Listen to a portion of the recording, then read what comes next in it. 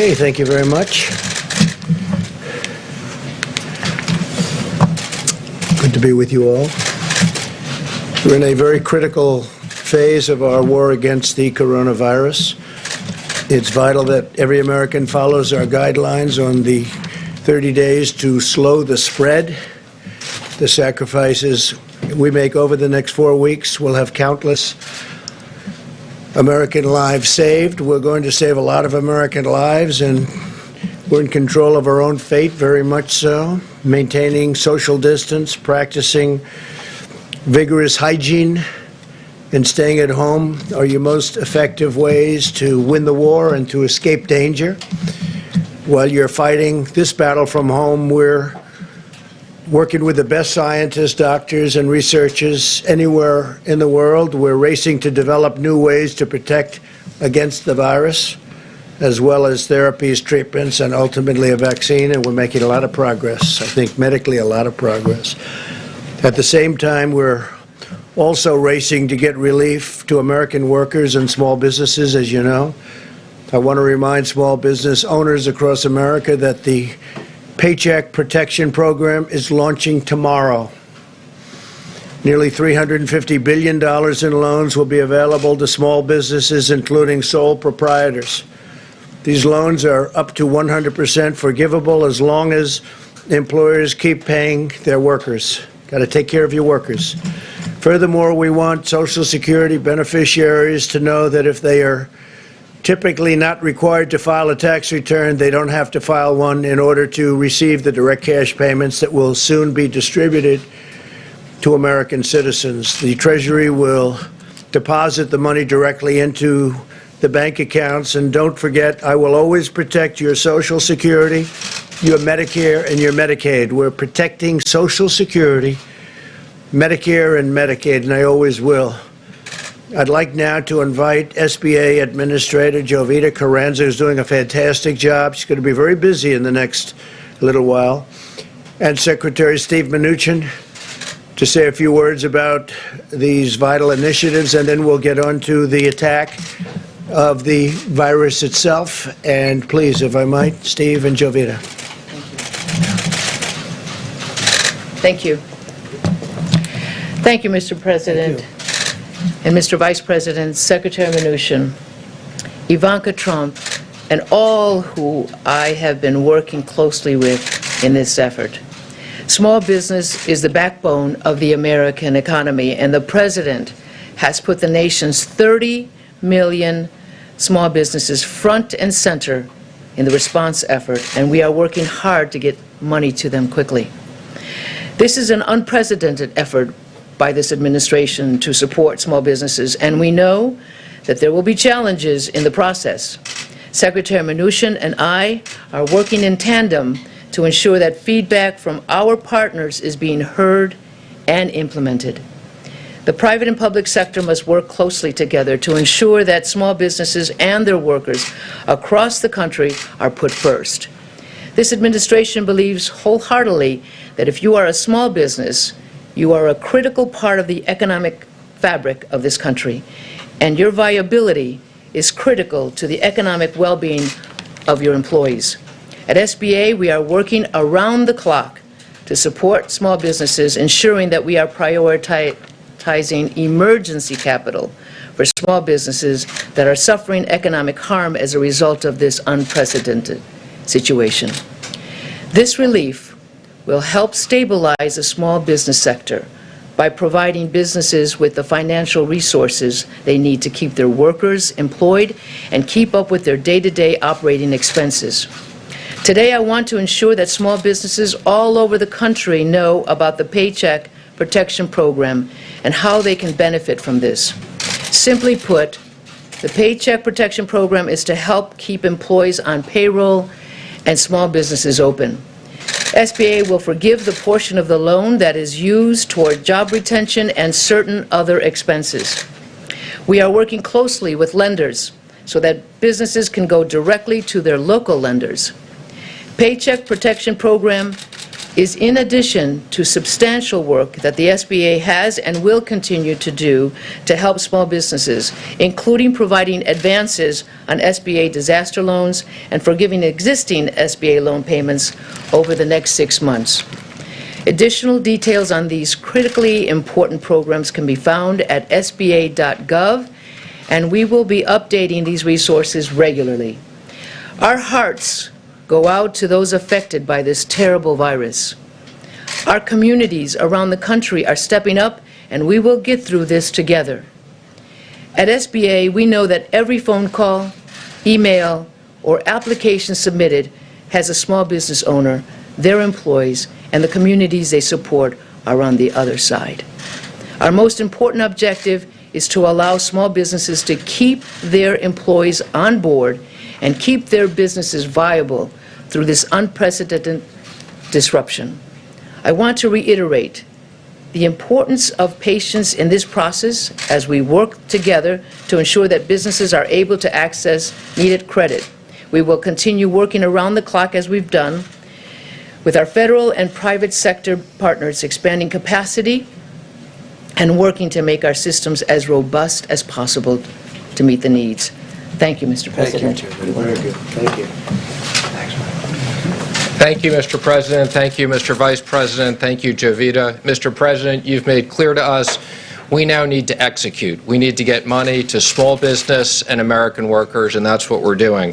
The SBA and Treasury committed to get this program up and running tomorrow, and when Jovita says people working around the clock, we had both teams working till 4 o'clock in the morning and start working again today. We've heard feedback from lenders, community banks, regional banks, and we spent the last 24 hours making this system even easier. So this will be up and running tomorrow. I encourage all small businesses that have 500 or fewer people, please contact your lenders. Any FDIC institution will be able to do this, any credit union, existing SBA lenders, and fintech lenders. You get the money, you'll get it the same day. You use this to pay your workers. Please bring your workers back to work. If you've let them go, you have 8 weeks plus overhead. This is a very important program. I'm pleased to announce we are going to raise the interest rate on these loans. And again, the interest rate is paid for as part of the program. The borrower doesn't have to pay this to 1%. We had announced it was going to be 50 basis points. We've heard from some smaller community banks that their deposit costs, even though the government's borrowing at 3 or 4 basis points, this is on average a 90-day loan. To make this attractive for community banks, we've agreed to raise the interest rate. Again, I encourage everybody, take out the Paycheck Protection Program. I'm also pleased to report the economic impact payments. I had previously said this would take us 3 weeks. I'm pleased to report that within 2 weeks, the first payments will be direct deposit into taxpayers' account. And as the President said, last night the President authorized me to say that anybody that has Social Security recipients won't need to file a new tax return, and we'll have that. If we don't have your direct deposit information, we'll be putting up a web portal so that you can put that up. It is a very large priority. The President has made clear we want to get this money quickly into your hands. I'm also pleased to report that we continue to work closely with the Federal Reserve. We're in the process of designing a new facility that we call the Main Street Lending Facility. We're also looking at facilities for state governments as well. And I'm also pleased to report the Employee Retention Credit. It's up and running. The first $10,000 of wages, you get a 50% credit. That's $5,000 per person. For everyone who's kept someone, you can immediately get that money. You can deduct it from what you owe the IRS immediately. If you don't owe us money, you'll get a refundable tax credit. So that is up and running. I'm also pleased to report we have the program up and running. We're taking applications from the airlines, from the cargo companies, and from national security companies. So thank you very much, Mr. President. Thank you, Steve. For Jovita or Steve, any questions, please? Yes. Mr. Secretary, Chase Bank sent a letter to its business clients today saying that they don't have necessary guidance from the SBA, from the Treasury Department, to be able to accept loan applications starting tomorrow. The need is clearly enormous, but at least one major bank says they're not fully empowered yet to be able to help there? Well, I spoke to all the CEOs yesterday. I had a conference call with them. We got very good input from them on what they needed. As I said, people were working till 4 o'clock. I believe we just put up the Federal Register with the new guidelines for lenders. I've been assured that the banks will be in the process starting tomorrow. Now, again, it's going to take a little bit of time, but we committed that this will be available tomorrow, and I encourage all companies, go to SBA.com, go to Treasury.gov. You can see the information you need immediately. Mr. Secretary, just to follow up with the small business owners, a number of them saying that they were on that conference call and that there's a tremendous power struggle going on between the Treasury and SBA, and that it's over process and forms is what they tell me, and that lenders are actually opting out because they can't make enough money to even service the loans. So how are you going to make sure these small business owners get the capital they need to survive right now? First of all, I can assure you, Jovita's here. Jovita used to work for me as the treasurer. There's no power struggle. Jovita and our team, as I said, worked together till 4 o'clock in the morning, started working at 7 o'clock again. We've made the form simpler, and I can assure you at 5 points, I've told these bankers they should take all their traders and put them in the branches. So there'll never be another opportunity to earn 5 points on a 90-day fully government guaranteed loan. And those checks right into direct deposit, IRS now saying it could take 4 to 5 months. You're saying 2 weeks. Let me be clear. Let me be clear. I don't know where you're hearing these things. I told you this would be 3 weeks. I'm now committing to 2 weeks. We're delivering on our commitments. The IRS, which I oversee, within 2 weeks, the first money won't be in people's accounts. Yeah, just to follow up on that, I think the question is not about the first checks for folks who have direct deposit. Sounds like those will go out pretty quickly. The question is then for folks who don't have direct deposit, and there was a staff memo that was released by the House Ways and Means Committee today saying that that process could take up to 5 weeks. That takes you to mid-August. Is that how long it's going to take? That is not going to take 5 months. Again, let me just say, when Obama sent out these checks, it took months and months and months. I am assuring the American public they need the money now. What we're going to do is, again, if we have your information, you'll get it within 2 weeks. If you're Social Security, you'll get it very quickly after that. If we don't have your information, you'll have a simple web portal. You'll upload it. If we don't have that, we'll send you checks in the mail. How many checks can you process a week, though? How many checks can you... Again, we can process a lot of checks, but we don't want to send checks. In this environment, we don't want people to get checks. We want to put money directly into their account. Thank you, Mr. Secretary. This is for, I guess, both you and the administrator. There have been some anecdotal reports that business people trying to get access to the online site to submit the applications, the website's been crashing. I've heard of webinars going offline because there's just too many people on them. So how are you guys going to be ready, tomorrow to get these loans out? We've brought in a lot of external resources at SBA and us to make sure there's additional capacity. As I said, we heard a lot of good feedback yesterday to simplify this process. It's going to be up and running. Now, let me just be clear. That doesn't mean everybody is going to get their loan tomorrow, but the system will be up and running. We encourage people over the next week. Sign up. You can go on right now. You can go on the web, see what information you need. Very simple process. Mr. Secretary, on a separate subject, have you been in touch with Leader McConnell and Speaker Pelosi about their differences right now about another stimulus package? I've spoken to the leader. I've spoken to the speaker. I've spoken to the president constantly. When the president's ready and thinks we should do the next stage, we're ready. The president's talked about the issue of infrastructure since the campaign. I think that's a big priority for him.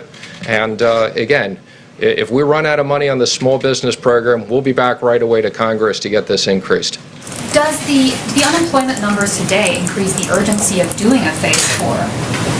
Well, let me just say, we're going through something that we've never done before, where the government has shut down big parts of the economy because of health reasons. Our economy was in great shape. Our companies were in great shape. There are 3 ways that Americans are going to be protected. For small business, they'll get paid by their business through this program. the direct deposit. There's also enhanced unemployment. So we realize, unfortunately, there are a lot of companies that, because they aren't in business over a short period of time, again, we're working with the states on enhanced unemployment. And as soon as the medical professionals and the president give the all clear, we're going to have a ton of liquidity. We have about $6 trillion. This has never been done between us and the Fed, to put into the economy to support American workers and American business. Secretary, in addition to the jobless numbers we saw today, Phase 3 was signed before the social distancing guidelines were extended for another month.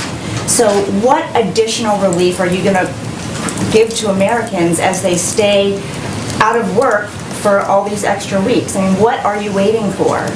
Well, in designing this program, we thought that we had liquidity for about 10 weeks, and that's what we've designed.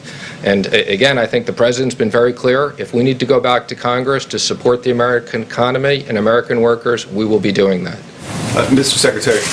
Secretary Mnuchin, House Speaker Nancy Pelosi has formed a select committee to oversee the distribution of recovery funds, and she says she wants to make sure that those funds are wisely and efficiently spent. Do you think that select committee is something that's necessary? I don't. I mean, you know, both parties wanted us to have oversight, wanted us to have transparency. We have full transparency. We have a oversight committee that the speaker gets to pick someone, the leader gets to pick someone. I believe there's 5 people on it. And again, that committee will review the money that we're spending. And again, we support full transparency. Taxpayers should understand how we're going to support this economy and jobs. Mr. Secretary, Senator Murkowski has asked you to consider providing loans to energy companies under the CARES Act, the Phase 3 bill. What are your thoughts on that? Would you consider providing those loans to energy companies? So thank you, and let me clarify. I have very limited ability to do direct loans out of the Treasury. I can do them for passenger airlines, cargo airlines, contractors, and national security companies. Outside of that, we work with the Federal Reserve to create broad-based lending facilities, which we will do. So our expectation is the energy companies, like all our other companies, will be able to participate in broad-based facilities, whether it's the corporate facility or whether it's the Main Street facility, but not direct lending out of the Treasury. A question for clarity about the direct payments to Americans. For those folks who don't have bank accounts, who don't have direct deposit information on file with the IRS, how long would they have to wait for their check? Well, for people who don't have direct deposit, again, we'll have an easy way they put it up. We can, on a rolling basis, I think, you know, within a couple of days when they give it to us, we'll send the money out. We do realize there are people who are underbanked.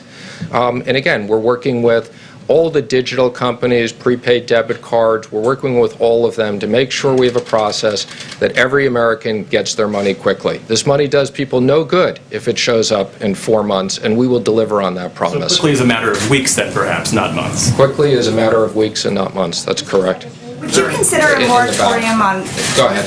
Mr. Secretary, one area where you can make direct loans is to the airlines. How much do you expect that the Treasury Department and the federal government will be involved in overseeing the operations of airlines as it pertains to which routes get cut back, how much they operate, what they do about their employees, and the like? So there are very strict requirements that's built into the bill. Again, this was a bipartisan requirement. One, anything we do with the airlines, they have to maintain substantially all of their employees. So again, any money that we provide them will go to pay their employees. We're going to be working with the Secretary of Transportation. There are requirements to maintain certain routes. So again, we have a very clear process. We've hired 3 outside advisors, will be financial advisors, and 3 law firms. Will be releasing that information shortly.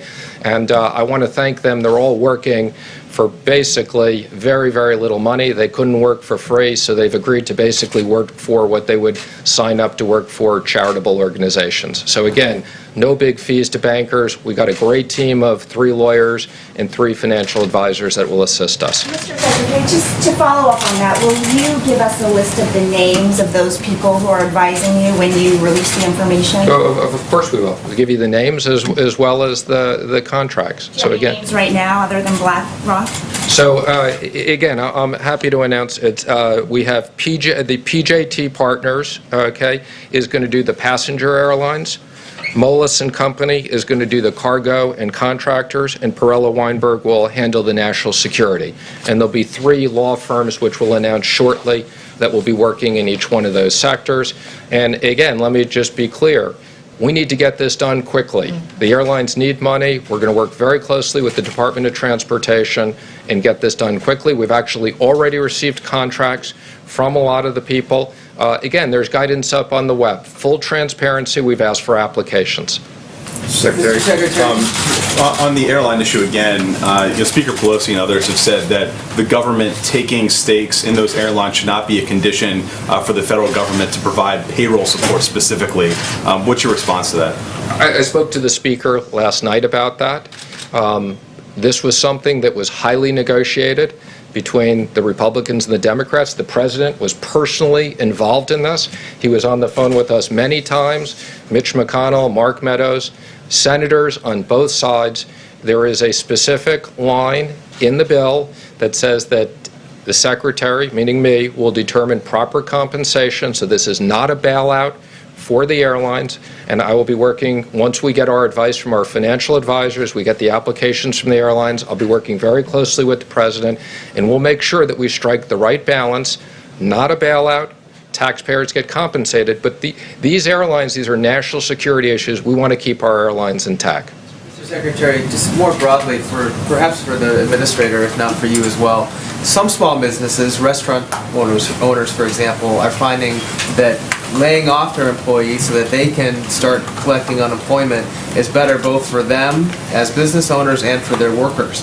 What incentives do they have right now to keep their employees on the payroll if no one's coming into their restaurants? Well, the incentive that you have, and we want American business to be kept intact. The incentive is these are loans that turn into grants. So if you're a business owner and you're a restaurant, you can hire your people back. You get money for their medical. You keep them on the medical plan. You get money for your rent. You get money for your electricity. So you're motivated. We want you to have a business that you can reopen quickly when it's appropriate. So this doesn't cost the business owners anything. You know, when people talk about, I can't imagine any American worker who had a job, is offered to keep their job, isn't going to want to have it. And let me just be clear, we've also talked about this unemployment issue. You can only get unemployment if you don't have a job. So unemployment is intended for those people that are some of the mid-size or larger businesses, and we're very sympathetic to this, that these companies can't afford. And for those people, the enhanced unemployment will be a significant benefit. But we want to make sure 50% of the American workforce is small businesses under 500 people. The President, the Vice President, the Administrator, and I want to make sure this part of the economy is ready and intact when we're ready to reopen. Question for the Administrator, if I may. Is there a certain category of small businesses that you're most concerned about? Restaurants, hair salons, things like that? That's a great question. We're concerned about every small business. There's 30 million small businesses that we're really focused on, and we're working feverishly to make sure that we can provide the available funds to them as quickly as possible. So it's 30 million small businesses, and the other businesses are being dealt with the PPP, with the Paycheck Protection. There was also the disaster, what we call it, the injury or economic injury disaster loan. And then there was an advance associated with that particular program as well. So to answer your question, we're concerned about all businesses. And as the Secretary indicated, we're looking at employees being ready, not lost in this process. We want businesses to stay intact because they represent half the GDP.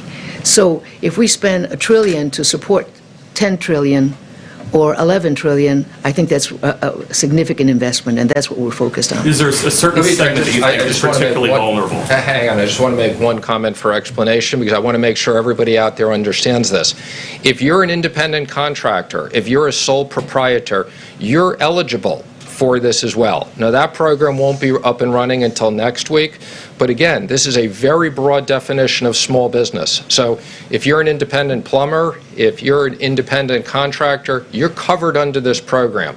Slightly more complicated, you have to come into your bank and give them more information, but starting next week, that part of the program will be up and running. Also, charities. Charities as well, very important. The Vice President and President make sure that we covered small charities in this. Does that include churches and religious nonprofits? It does, although there are some technical issues, but yes, it does include faith organizations. Is that under that's under the SBA program? This is under the PPP, yes, the new SBA program, they are covered. Great. Thank you all. Thank you, everybody. Thank you, Julia. Thank you, Steve. Thank you. Okay, so that begins right away, and they start handing out checks, and a lot of people are going to have their businesses built back up quickly, I hope. And we'll see. Complicated, big, small business is actually big business. So I thank them both. And please, good. We have some great gentlemen. Let me see. Great gentlemen. That's correct. Thank you very much. Today, my administration is also issuing new guidelines to protect elderly Americans who remain the most vulnerable. By now, nursing homes should have suspended the entry of all medically unnecessary personnel. Today, we're further recommending that all nursing home facilities assign the same staff to care for the same group of residents consistently to minimize any potential spread.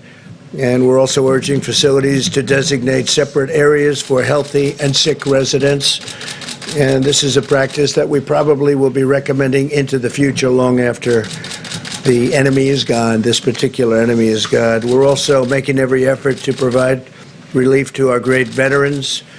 We take very good care of our veterans. At my direction, Secretary Wilkie will use any authority at his disposal to extend deadlines for benefits and to postpone debt collections. We're now conducting well over 100,000 coronavirus tests per day. It's over 100,000 tests a day. And these are accurate tests, and they're moving rapidly, which is more than any other country in the world, both in terms of the raw number and also on a per capita basis, the most. The FDA has also authorized the first coronavirus antibody test developed by Cellex, a key step that will help identify people who have recovered and to understand their immune response and their immune system. Moments ago, I directed Secretary Azar and Acting Secretary Wolf to use any and all available authority under the Defense Production Act to ensure that domestic manufacturers have the supplies they need to produce ventilators for patients with severe cases of COVID-19. You know what that is, right? Become a very famous term. COVID, COVID. This action will help General Electric, Hill-Rom, Medtronic, ResMed, Royal Philips, and Vyaire Medical overcome obstacles in the supply chain that threaten the rapid production of ventilators. We have over 100,000 being built right now or soon to be started. We anticipate issuing more orders under the Defense Production Act in the very near future, in addition to the one that I've just signed against 3M for face masks. We just signed a element of the act against 3M, and hopefully they'll be able to do what they are supposed to do. Just spoke to Mary Barra of General Motors, and she said they're very soon going to be ready to start production of the ventilators. They have a lot of ventilators that they've committed to build, and they'll be starting very, very quickly. FEMA continues to deliver resources to areas most affected by the virus, including New York.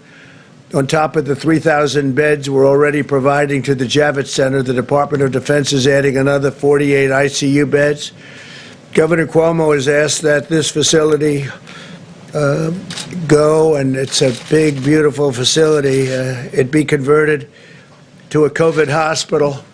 And we hadn't done that yet. We hadn't thought in terms of doing that, but their real demand is for that. And we had meetings on it with the task force. We had meetings with the military.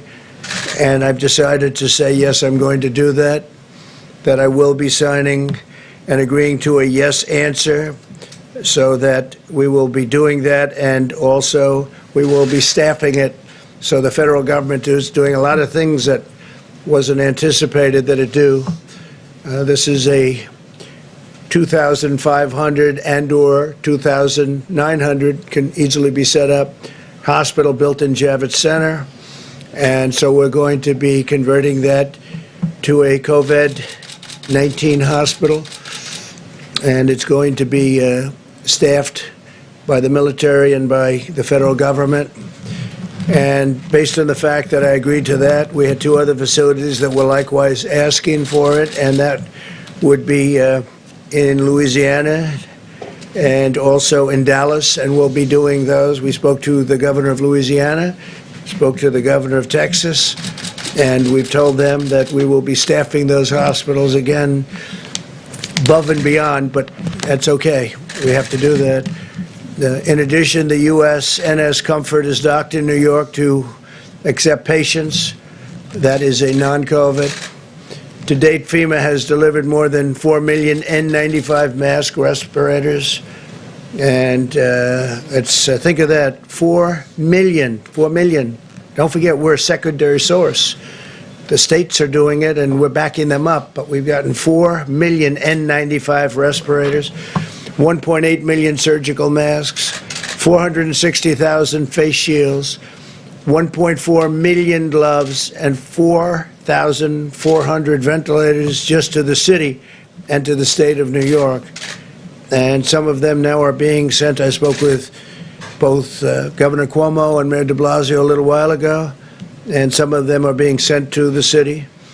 All of America stands with the people of New York in this time of need.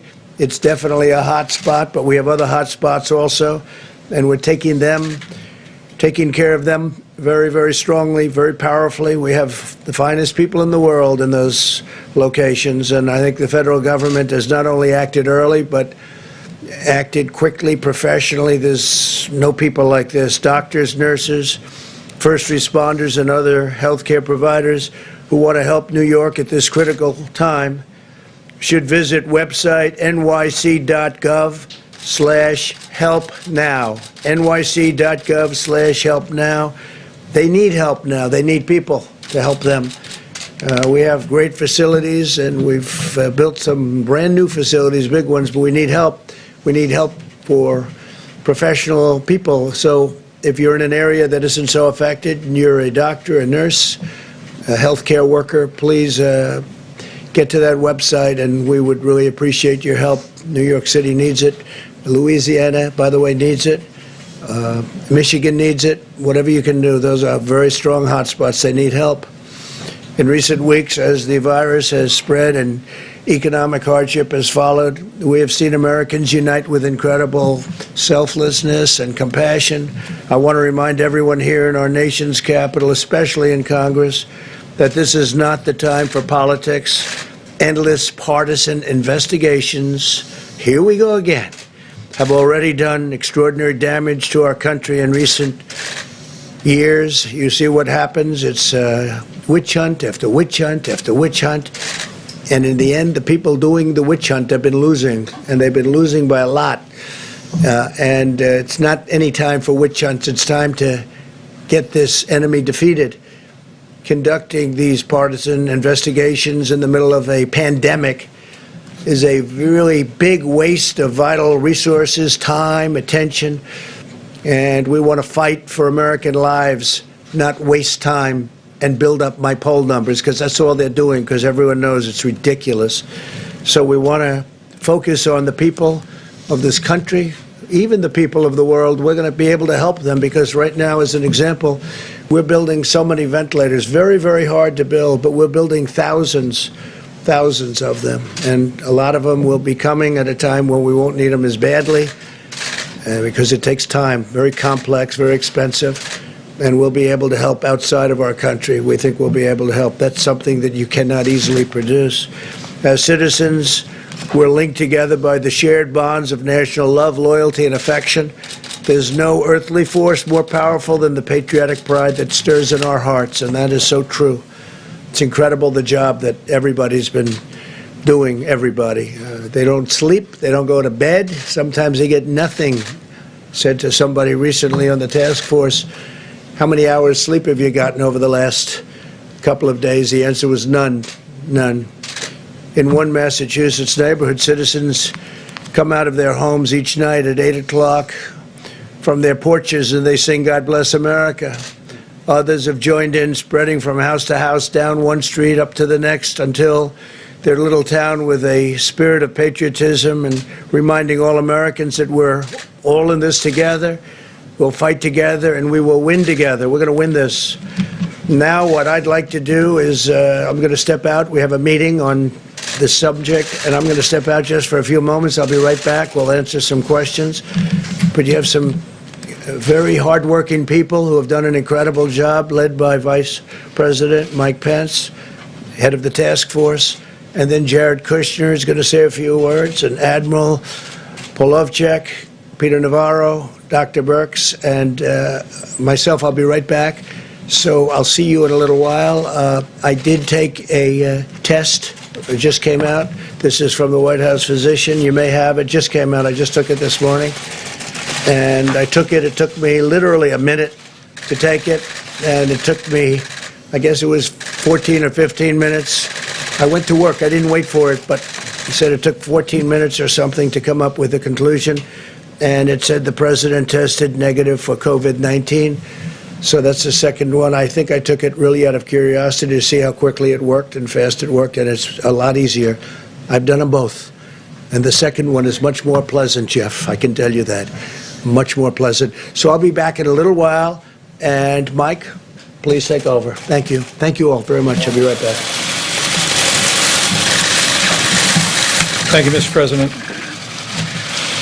The White House Coronavirus Task Force met today, but earlier in the day, the President convened all the key elements of our supply chain team in the Oval Office for an update on the progress that we have been making, working literally around the clock to make sure that our healthcare workers, the people on the front lines, have the personal protective equipment and also the ventilators to be able to meet this moment. And today you're going to hear from the people that are literally working each and every day to make that happen. Dr. Deborah Birx is also with us. She'll reflect in a few moments on the progress that we're making, analyzing the data. Each and every day we're looking county by county, state by state, consulting with governors and local health officials. At the present moment, more than 1.3 million tests have been performed, and as you all are aware, some 236,000 Americans have tested positive for the coronavirus, with now the losses over 5,000 Americans, and our hearts are with their families. Beyond that, we have been focusing not just on ensuring the testing is occurring, but that the supplies are flowing. As the President just announced, he made a decision today to deploy thousands of N95 masks directly to New York City's public hospitals, and our team will speak about that in just a moment. And also, the President took the unprecedented step to direct the Department of Defense to use military healthcare personnel to operate all COVID facilities at the Javits Center in New York, at the Convention Center in New Orleans, and at the Convention Center in Dallas. And we informed each of the governors of those states today that at their request we were making those military medical personnel available to operate in all COVID facility. But we would emphasize to people in that community who believe you've been impacted or have contracted the coronavirus, contact your local health care provider. We anticipate in the New York area that your local health care provider will make the decision whether you are transferred to the Javits Center, and in all cases simply look to the guidance of your local governors about how best to receive the care that every American is entitled to have.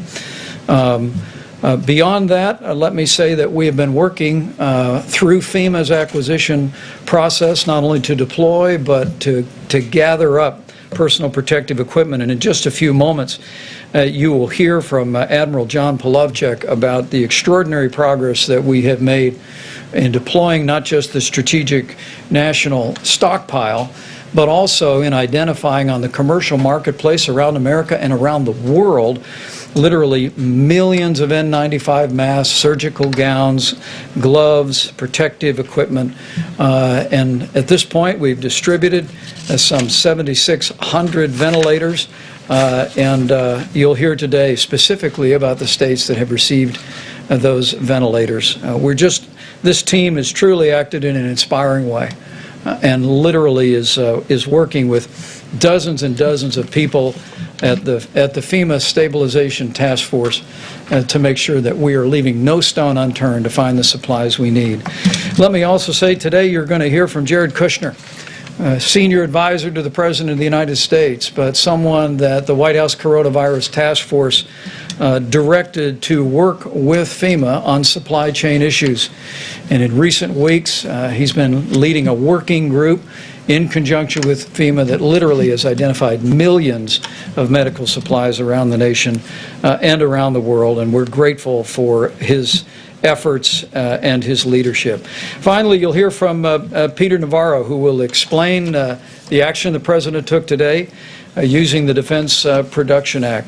But as you hear details today about medical supplies that have been distributed, those that have been purchased, those that we're making available, ventilators distributed to hospitals, and those that are available, let me just remind every American that you can make a difference in ensuring that every patient has the treatment that they deserve, every healthcare provider, every doctor and nurse's assistant has the protective gear to provide the care that you would want your family to have by putting into practice the President's 30 days to slow the spread. I mean, we want you to take to heart the President's coronavirus guidelines for America. First, to protect your own health, to protect the health of your family, to protect the health of your community. We know so many people are asymptomatic, and people that literally don't know they have the coronavirus but have the ability to infect others. We want you to put these guidelines into practice: social distancing, using a drive-thru at a restaurant, washing your hands on a regular basis. But as we focus today on supplies, make no mistake about it, every American can make sure that our healthcare workers, and more importantly, Americans that are struggling with coronavirus, have the equipment to support their treatment by putting these principles into practice. Because the fewer Americans that contract the coronavirus, the fewer Americans will have to enter our healthcare system. And that'll continue to preserve the capacity in our healthcare economy. So we thank the millions of Americans who've responded in the first 2 days of 30 days to slow the spread. And I'm just absolutely confident that in the days ahead, every American's going to do their part for your health, your family's health, the health of your community, and to ensure the strength and vitality of the greatest healthcare system in the world. With that, let me introduce Jared Kushner to speak about the work that he's been doing, working with FEMA on ensuring a strong supply chain to meet this moment. Jared? Thank you, Mr. Vice President, and thank you for your great leadership on the task force. And thank you to Dr. Birx and Dr. Fauci as well. It's been an honor working with you these past few weeks. When the Vice President first asked me to help on the task force with different tasks, I asked the President what he expected from the task force and how I can best serve him and the task force. What the President asked is that all of the recommendations that we make be based on data. He wanted us to be very rigorous to make sure that we were studying the data, collecting data. A lot of things in this country were happening very quickly, and we wanted to make sure that we were trying to keep updating our models and making sure that we were making informed decisions and informed recommendations to him based on the data that we were able to collect and put together. The President wanted to make sure that we had the best people doing the best jobs and making sure that we had the right people focused on all the things that needed to happen to make sure that we can deliver in these unusual times for the American people. The President also instructed me to make sure that I break down every barrier needed to make sure that the teams can succeed. This is an effort where the government is doing things that the government doesn't normally do. We're stretching, we're acting very quickly, and the President wants to make sure that the White House is fully behind the different people running the different lines of effort to make sure that we get everything done in a speed that the President demands.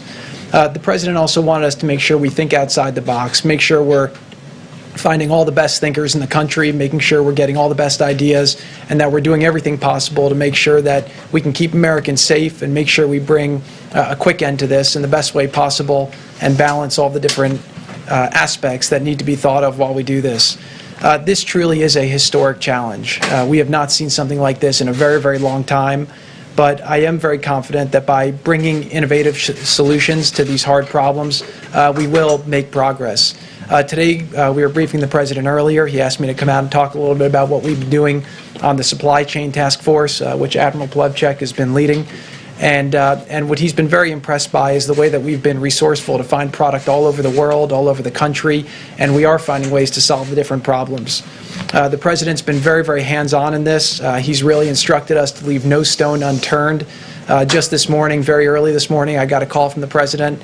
He told me he was hearing from friends of his in New York that the New York public hospital system was running low on critical supply. He instructed me this morning. I called Dr. Katz, who runs the system, asked him which supply was the most supply he was nervous about. He told me it was the N95 masks. I asked what his daily burn was, and I basically got that number.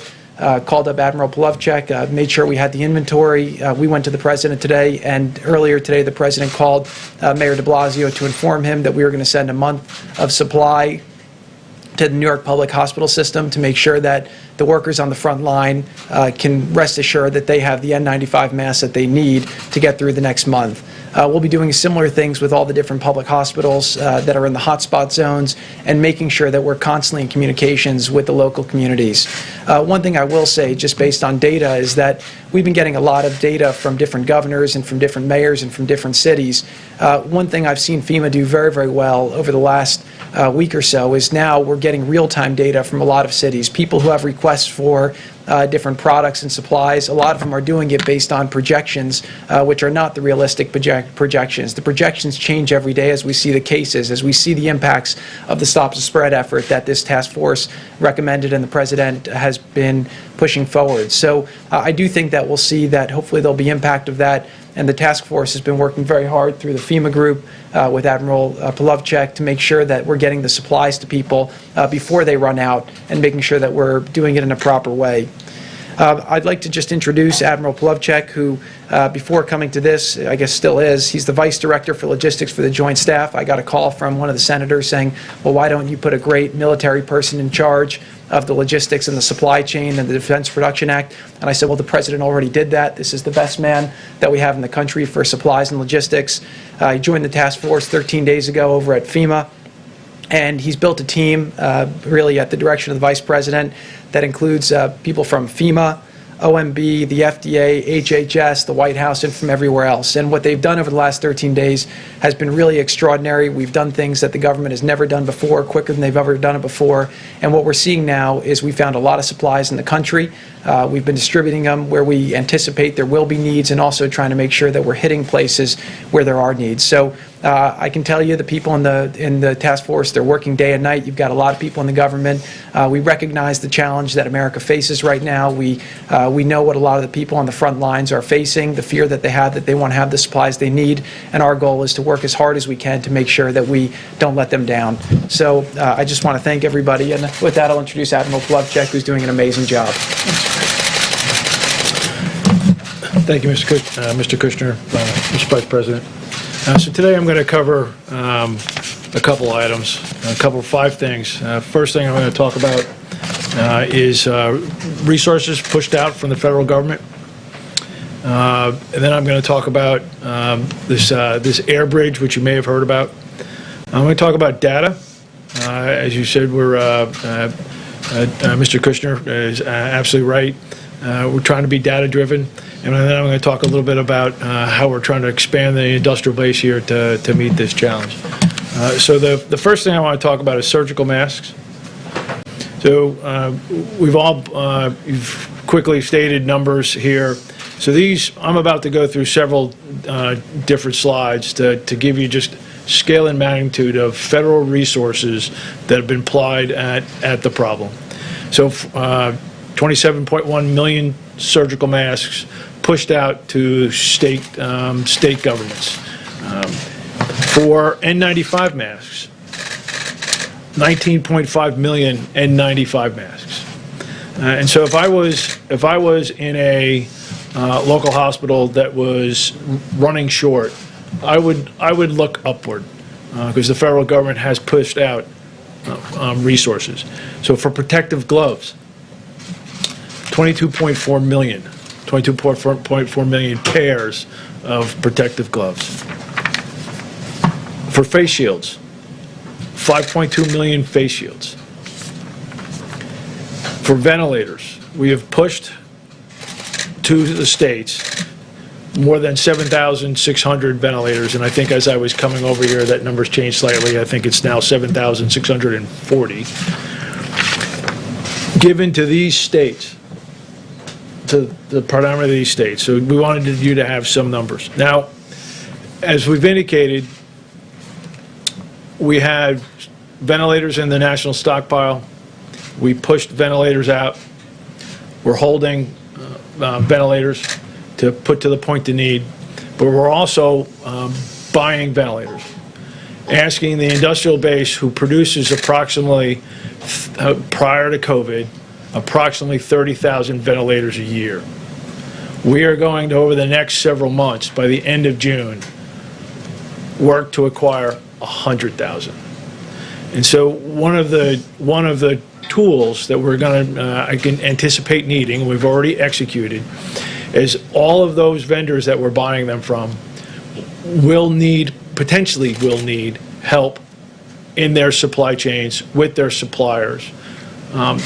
We might rate orders, we might help them get ahead of others in that endeavor. So I think Mr. Navarro is going to talk a little bit more of that later. So let me talk about the air bridge. So it normally takes approximately 37 days to get from overseas, get product, load it, get it to the United States, and distribute it. That's about 37 days.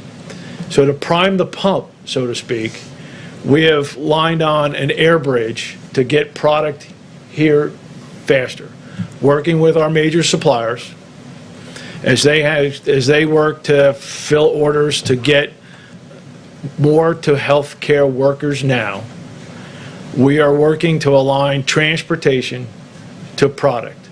And one of the things we're also doing is the team that works for me are scouring the globe and finding pockets of personal protective equipment that might not otherwise be in the U.S. hospital supply chain. That is also going on these flights. 6 completed and a number scheduled. 28 flights scheduled here in the near future. We are working towards, some days we'll have 1 flight, some days there might be 2 flights, multiple flights over the next coming days. These 28 are, as far as I can see, out to a couple of weeks. Then again, matching product, 2 flights to create volume in the supply chain here faster than the 37 days. I'm just going to leave that up as I talk about a few other items. So let's talk about New York City and the public health hospitals. I believe they're called New York City Health and Hospitals. President directed, as I speak, there are pallets being formed, truck being loaded. I gave an address in New York City here an hour or 2 ago, and one of our distributors is making that happen, and that delivery will happen tomorrow. On the data front, this is almost unprecedented. This is a commercial supply chain with 6 to 7 major distributors of health equipment. We brought them all in, and we said we need to make informed decisions, and we are going to help make informed allocation decisions. So within a matter of days, feeding from their business systems, their enterprise resource-like systems, I brought on board a tool, a supply chain tower, that the DoD was using to manage a supply chain for a very complex weapon system. Their data goes into a data lake. We have a tool to be able to use their data and see it. I can tell what product is coming in, what their orders are, what they're filling, what they're not filling, and see the volume in the supply chain, and understand what they're doing down to the county level. We're working to get it potentially down to the hospital level. So this 200 and some odd N95 respirators, we took a look in there in the supply chain, and we said we have the volume to go do that. I called the distributor, and they're making that happen. We anticipate, as the hotspots around the country, we anticipate these vendors at our direction helping them allocate product to the right place at the right time. So if I talk finally about expanding the industrial base. So the Vice President was at Walmart the other day, who told him, I want to get in this game. How do I do that? So I got the call. We provided them specifications. And Walmart is going to use their suppliers to cut fabric, make gowns, sew product. But that's not always the case. We have lots of folks that want to help. I believe you will see in the coming days the use of the Defense Production Act in creative ways to help people that are not doing this today to do it. We have essentially leads. The number yesterday was 210. I believe it probably grew today, that we are working with to find how each one of those might need help to get in the game that's not in the game, to increase the throughput through the healthcare market. Again, the President gave me one task: get more to our healthcare workers now. And I took that to heart, because I have, not that I don't need that from the President to that direction to move out, but I have family in New York. My sister's a nurse practitioner in a Westchester hospital, and my niece is a nurse on a Long Island hospital. And I have other healthcare professionals in the family. So I have skin in this game, and the President asked me to get more to the healthcare workers. I'm going to get more to healthcare workers. I'd like to hand over to Mr. Navarro. The 200,000 is going out as we speak. Very specific about that. It'll be delivered tomorrow. That's a question. Let me be clear on that, if I can. What Jared announced, what the Admiral just unpacked, is that pallets are being loaded right now to send 200,000 N95 masks to New York City, to the public health hospitals. So to the public health warehouse in New York City. All the healthcare workers, help is on the way. But based on the tools and the data you have available to you, where is the logjam? Where has it been? How have you identified that? Because as you say, all this, millions more PPE is going out the door. As you well know, the frontline medical workers I would answer you this way. We put up a lot of numbers. I said that if you're in a hospital and you're not seeing PPE, I would look up to the state level first. From governors who are saying they can't get the medical equipment that they need. And the reason for that is because, according to governors, and also by the fact that we haven't seen any numbers up there about what is going to the private sector, can you tell us what percentage of the supplies on these large cargo planes are going to private companies versus FEMA versus the states? So FEMA's 80%? This product that we're moving is primarily commercial product that would enter the commercial system and be distributed through financial business transactions between hospitals and these distributors.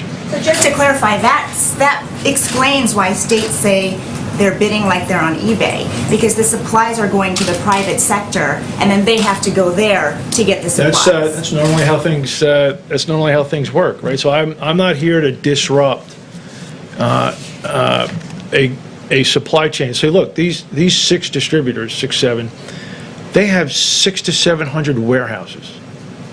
They have trucks to go to the hospital door every day. We're bringing product in. They're filling orders for hospitals, nursing homes, like normal. I'm putting volume into that system.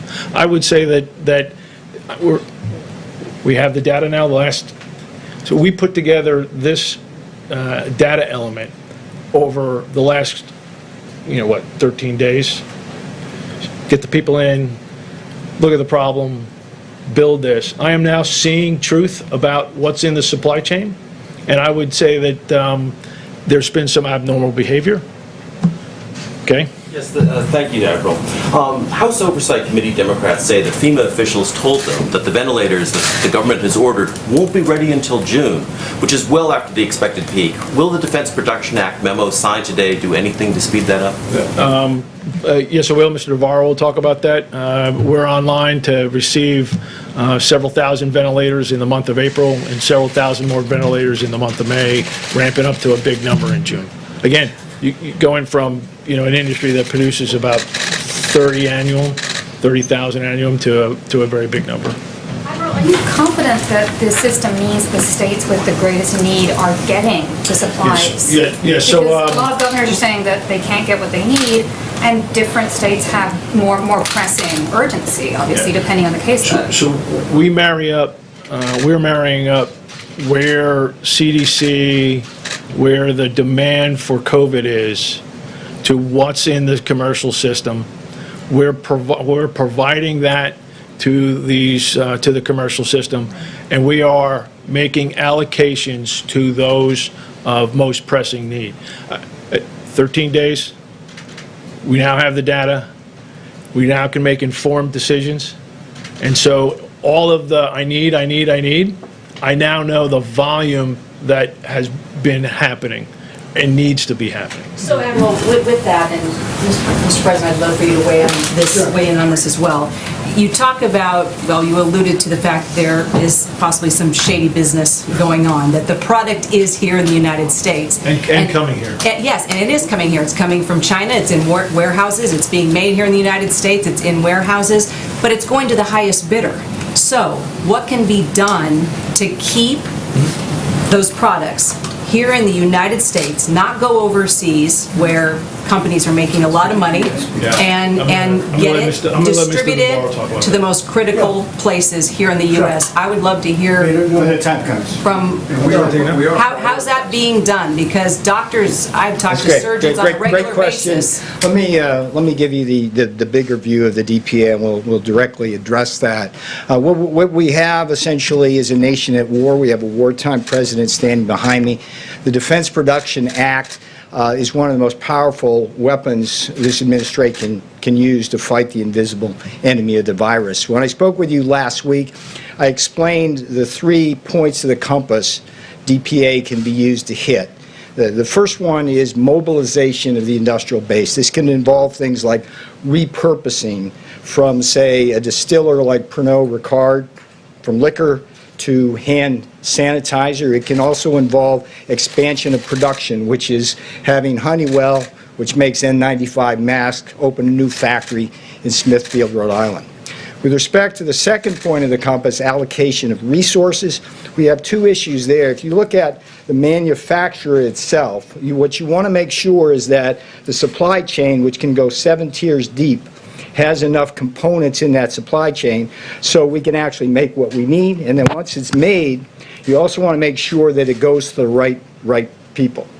And then the third point of the compass, which addresses what you're talking about, is basically bust them, I call it, hoarding of critical or threatened materials. So let me walk through what the President did today in terms of a strong action, what we've done, DPA across those 3 points. The first order President Trump signed was vigorous, swift. It was the GM order which directed GM to make ventilators in Kokomo, Indiana in Trump time, which is to say as fast as possible.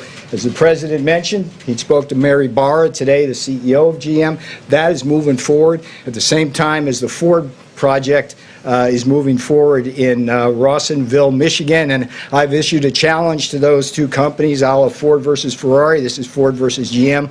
Let's see who gets those ventilators out first. Now, the second point of the compass, which these two orders address today, is this allocation of resource issues.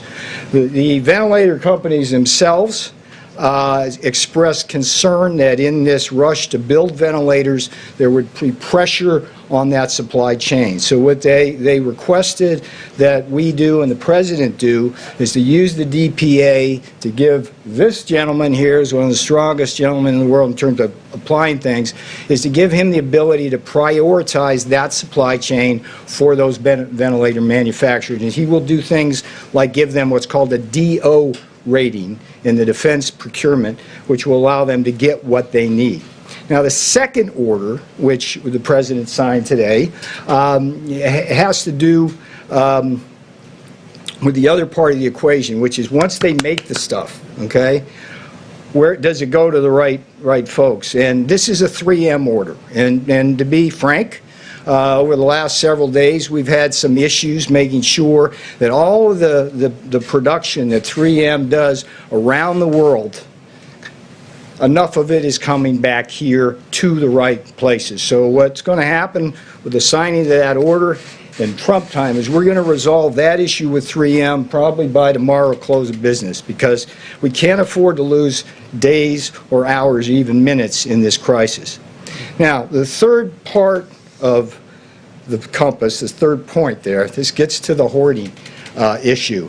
The President stood up here with he's the commander-in-chief, but we have a sheriff in town too, Attorney General Barr. And he stood up here with Attorney General Barr, and Bill Barr said, I'm going to go out and bust them. And guess what? 3 days ago, DOJ went into a warehouse in Jersey, grabbed PPE, and the beauty of that wasn't only seized, but within hours it was turned around and given to healthcare professionals in New York and New Jersey. That's a beautiful thing. That's a beautiful case of using the DPA. Now, what's going to happen tomorrow is the President's going to sign another order, which is in the works.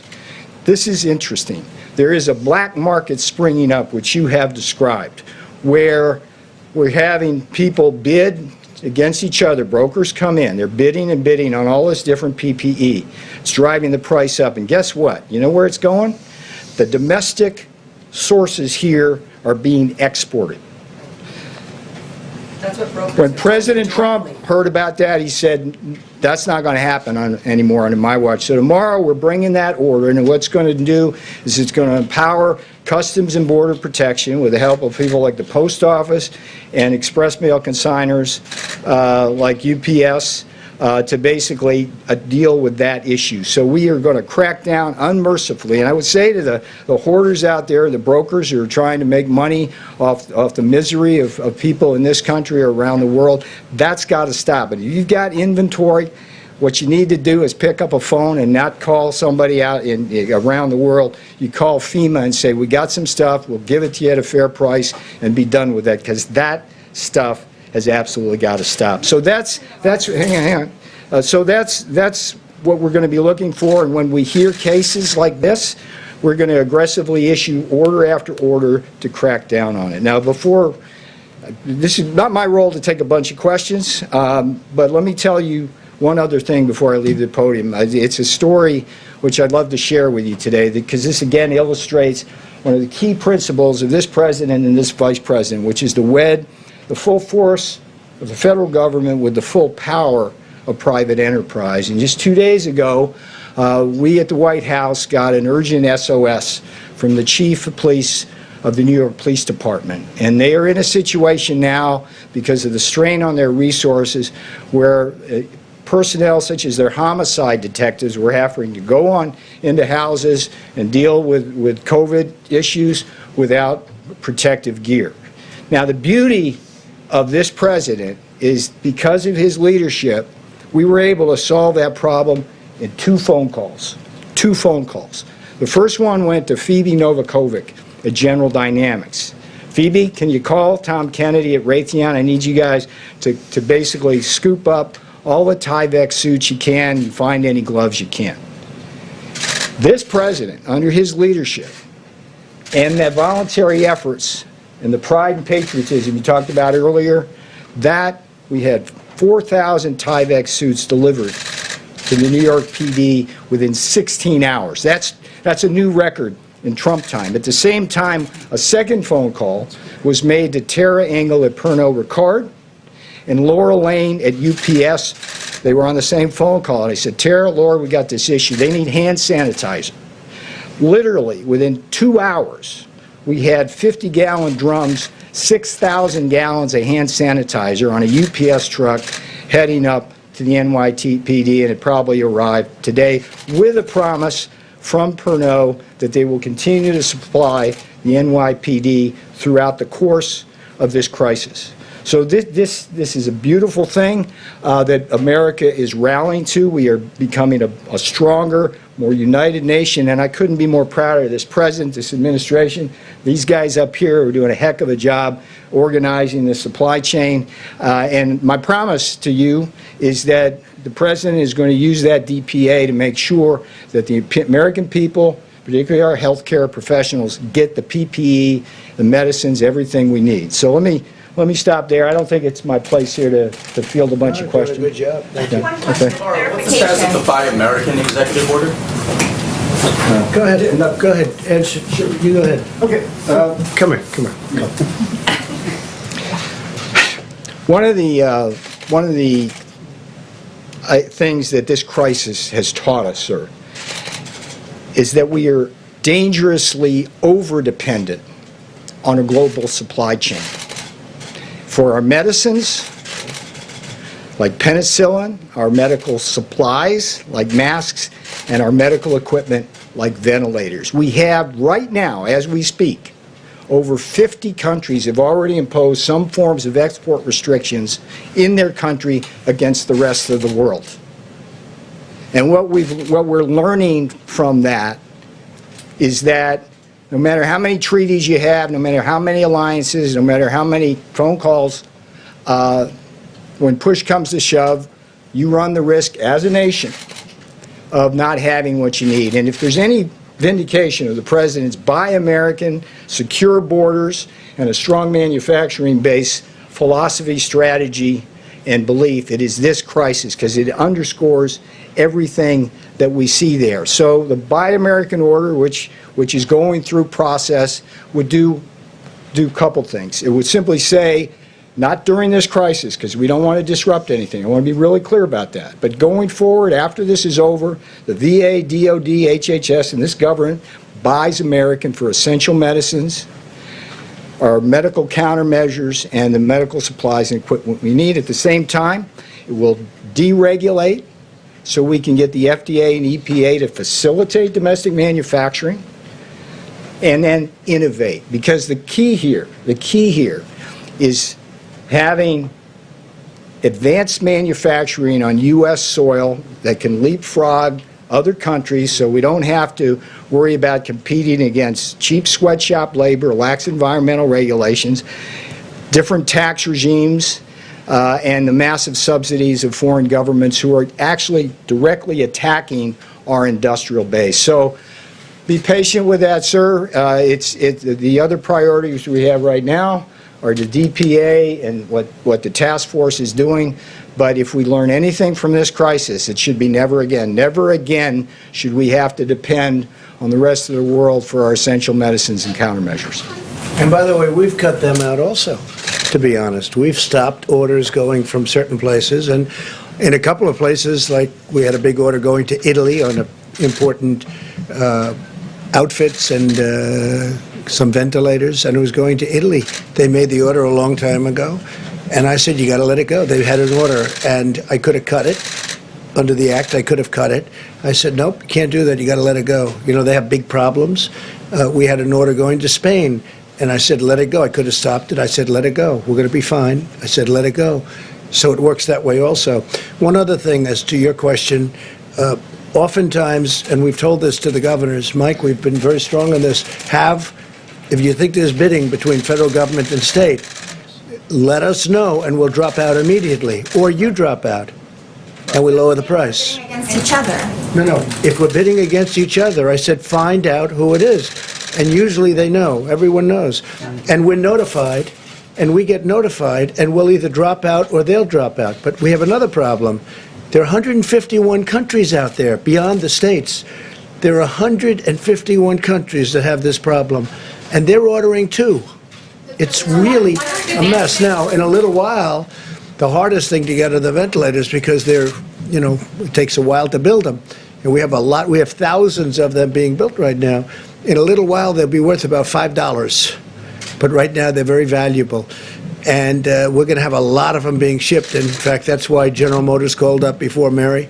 That's why others called up. 2 days ago, they called up that they're all in production. And they're starting to arrive in a week and a half. But there'll be a time when we're going to build stockpiles. By the way, the states should have been building their stockpile. We have almost 10,000 in our stockpile, and we've been building it, and we've been supplying it. But the states should be building. We're a backup. We're not an ordering clerk. We're a backup. And we've done an unbelievable job. Like, for instance, who ever heard of a governor calling up, sir, can you build us a hospital of 2,500 rooms? And we built it. Can you build us 4 medical centers? We built it. Can you deliver a ship, a hospital ship, with 1,000 rooms? And we did it. And we did it in Los Angeles, too. We've done an unbelievable job, these people, and thousands of people behind them. But we're a backup. Ideally, those hospitals would have had all this equipment. Ideally, those states should have had all this equipment, and I think they will the next time. You know, you heard the case where thousands of ventilators could have been had at a very inexpensive price 3 years ago. And a certain state decided not to exercise that right because they wanted to build a road or they wanted to build something else because it's big money. You're talking about, I think it was $1 billion. But you're talking about a lot of money for something that may never happen. Because normally on a ventilator, other than a pandemic or an epidemic, you wouldn't need anything like this. Hospitals have 3 ventilators, big hospitals, and they get by with it. And now they want thousands. I mean, they want thousands of ventilators. You call up a governor and they'll say, sir, could you send us 40,000 ventilators? Nobody has ever heard of a thing like this.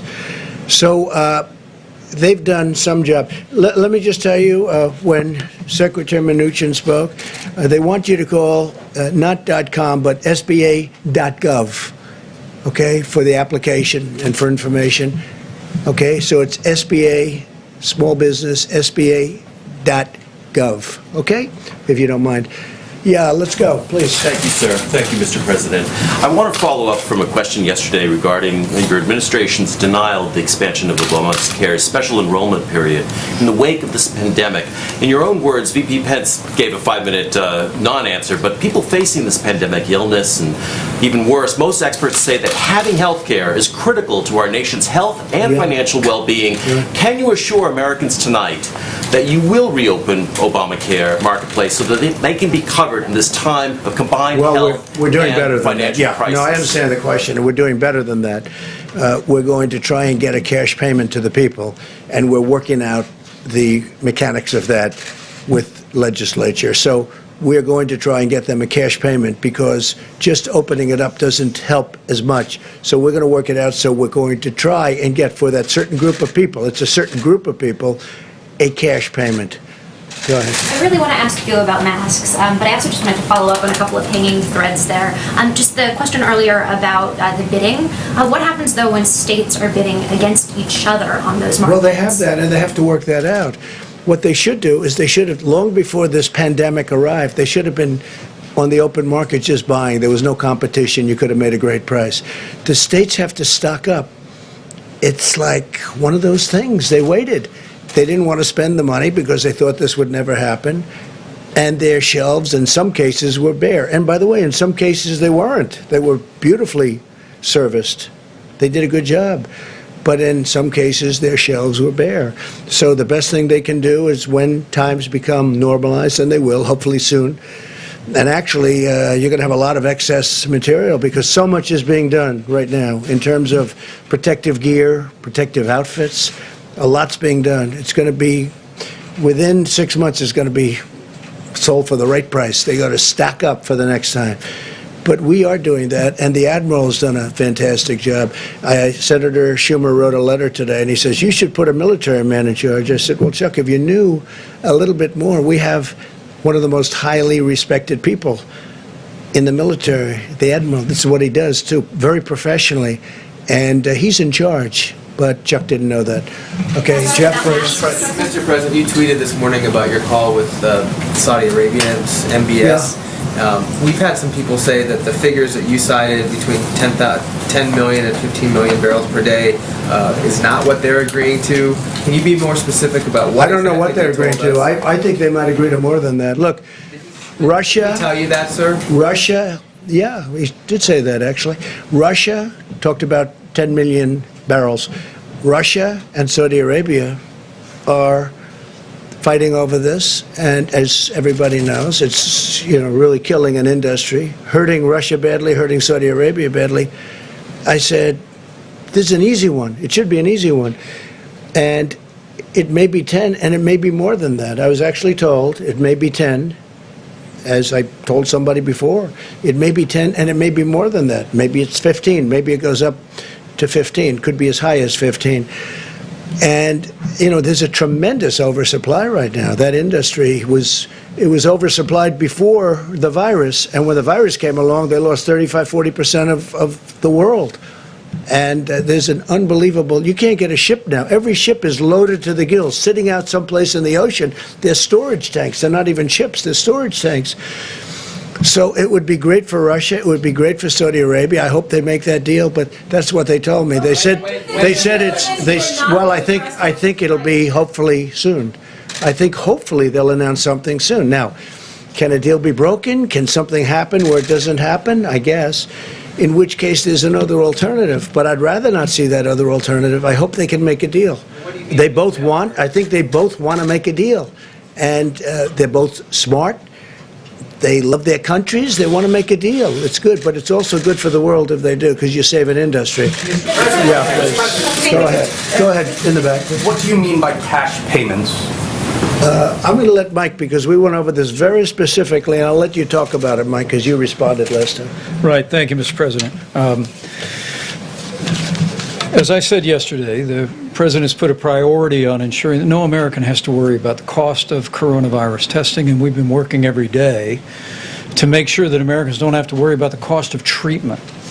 And at this point, the White House Coronavirus Task Force is working on a proposal for the President to use some of the $100 billion that we're making available to hospitals to compensate the hospitals directly for any coronavirus treatment that they provide to uninsured Americans. We're working out the details of that. The President will make a final decision tomorrow. We expect an announcement, but the President's made it very clear.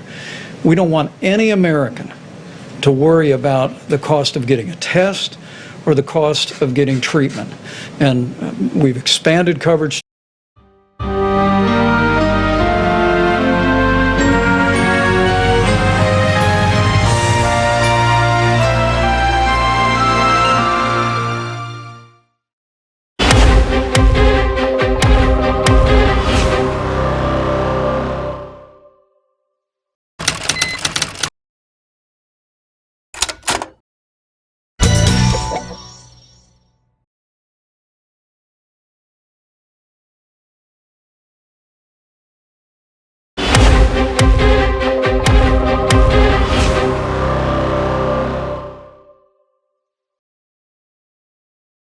Having recently gone through the process of contracting this coronavirus, luckily with relatively mild symptoms, I now find myself on the other side of the illness, but still in no less a state of social distance and general isolation.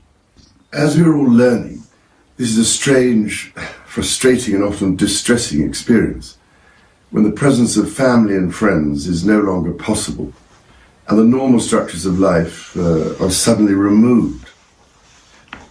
At such an unprecedented and anxious time in all our lives, my wife and I are thinking particularly of all those who have lost their loved ones in such very difficult and abnormal circumstances, and of those having to endure sickness, isolation and loneliness. As patron of Age UK and my wife the patron of Silverline, our hearts go out to all those older people throughout this country who are now experiencing great difficulty. However, we also know that in every community up and down this land, where people of all ages are being affected by this virus, there are truly wonderful neighbours, individuals and groups of volunteers who are providing ceaseless care and attention to those most at risk, and that all this network of selfless assistance is in itself helping to provide vital support and reassurance to the hard-pressed professional services. And at a time when doctors, nurses and all the vital ancillary staff that form the backbone of our remarkable NHS are increasingly under such enormous strain and risk as they battle heroically to save lives in intensive care centres and to contain, as much as possible, the spread of this virus, our thoughts and prayers are very much with those marvellous people whose extraordinary skills and utter selfless devotion to duty and the care of their patients make us so very proud. Indeed, it has been so wonderful to see just how many across the United Kingdom have signed up in their hundreds of thousands to be NHS volunteers, offering their help to do whatever they can to provide support to those on the front line. It is clearly essential, therefore, that such key people are treated with special consideration when coming off their exhausting duties and trying to do their shopping, for instance, while having to contend with constant anxiety about their own families and friends. In this regard, we also think of all those many shop workers who are toiling as hard as they can throughout each and every night to keep supermarket shelves stocked, a further emergency service on which we are all relying. As a nation, we are faced by a profoundly challenging situation, which we are only too aware threatens the livelihoods, businesses and welfare of millions of our fellow citizens. None of us can say when this will end, but end it will. Until it does, let us try and live with hope and, with faith in ourselves and each other, look forward to better times to come.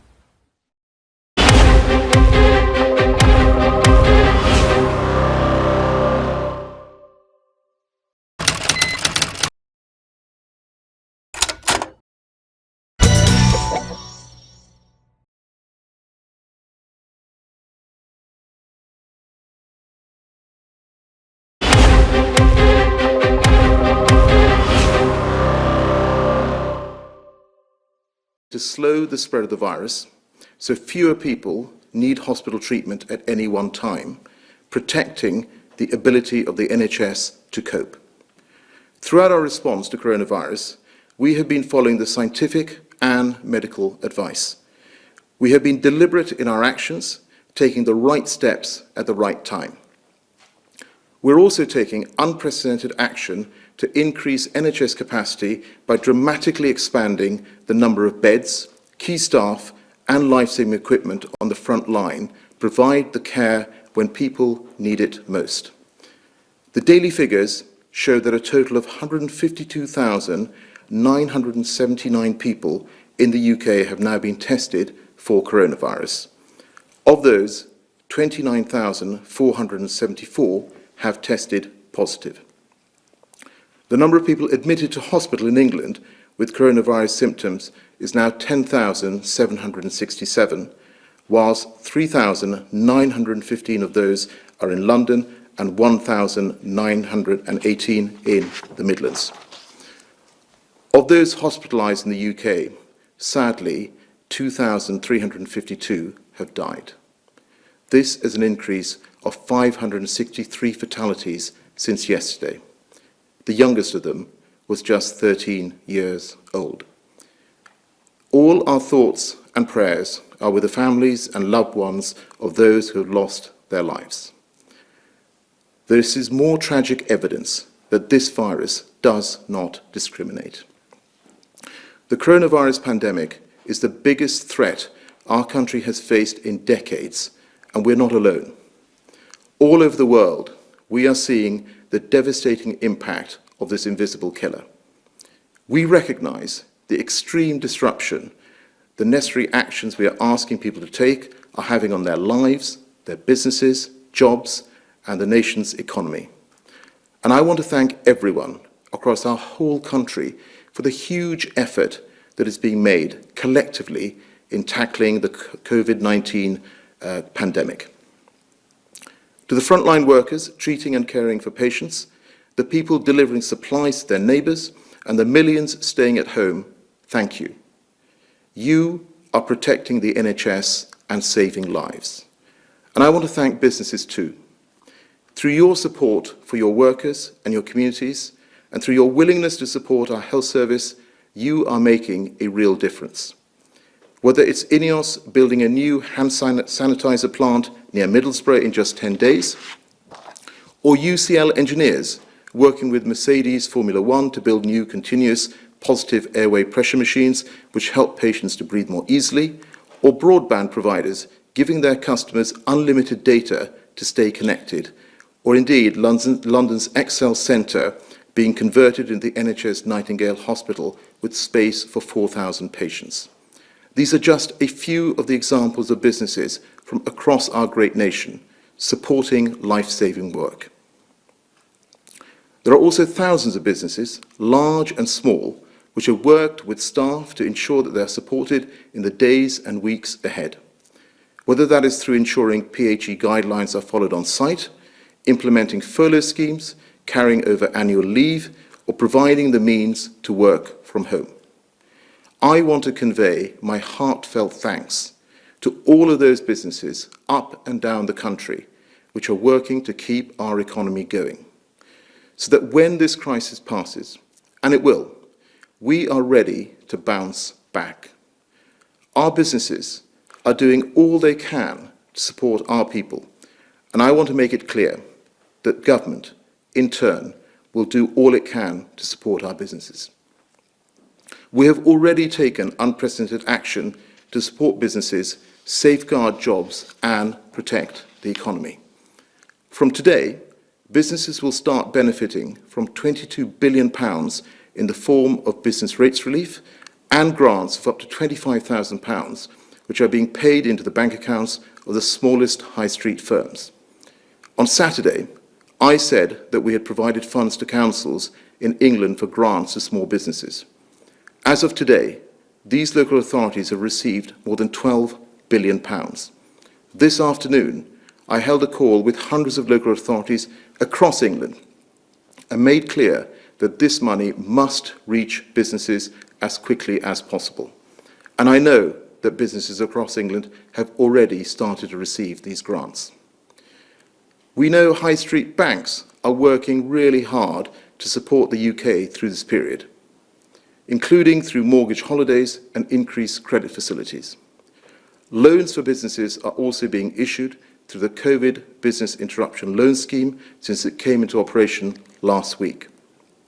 The Chancellor, together with Bank of England and the Financial Conduct Authority, wrote to the chief executives of the UK banks to urge them to make sure that the benefits of the loan scheme are passed through to businesses and consumers.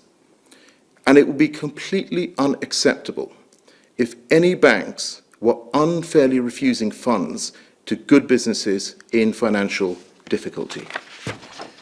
Just as the taxpayer stepped in to help the banks back in 2008, we will work with the banks to do everything they can to repay that favour and support the businesses and people of the United Kingdom in their time of need.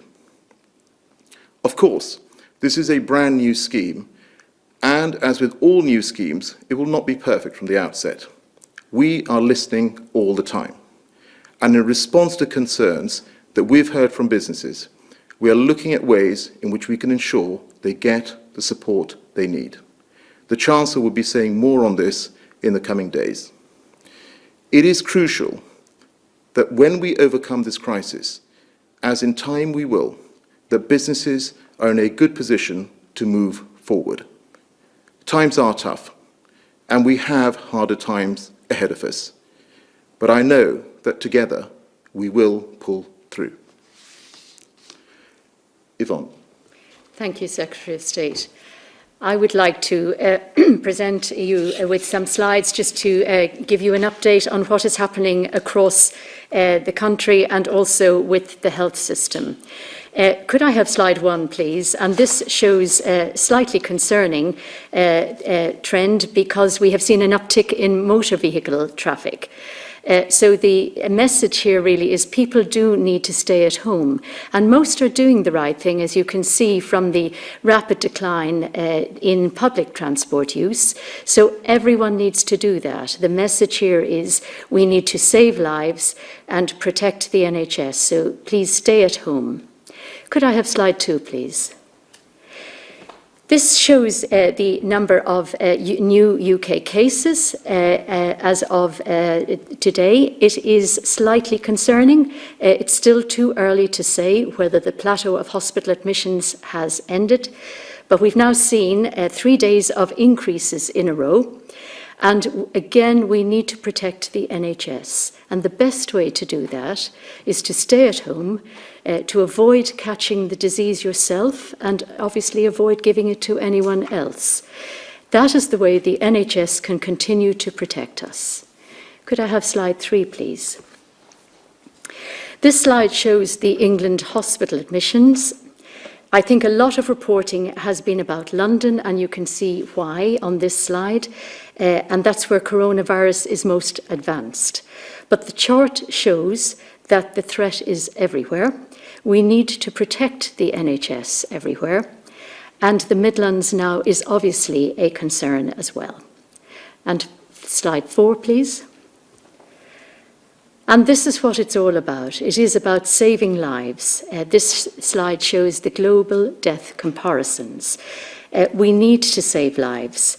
As things stand, it has not been as severe here as in France, and we're just tucked in under the USA, and obviously Italy on a different trajectory, and Spain and the United States, as we've said.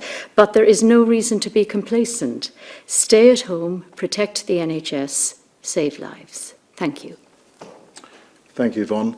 I think we'll now move to the Q&A. The first question is from the BBC, Laura Koonsberg. Laura. Thank you very much, Secretary of State. The peak of this disease seems to be coming earlier than the government expected, but you are missing the testing targets. There's a huge amount of evidence of staff not having the equipment they desperately need. There are not enough ventilators.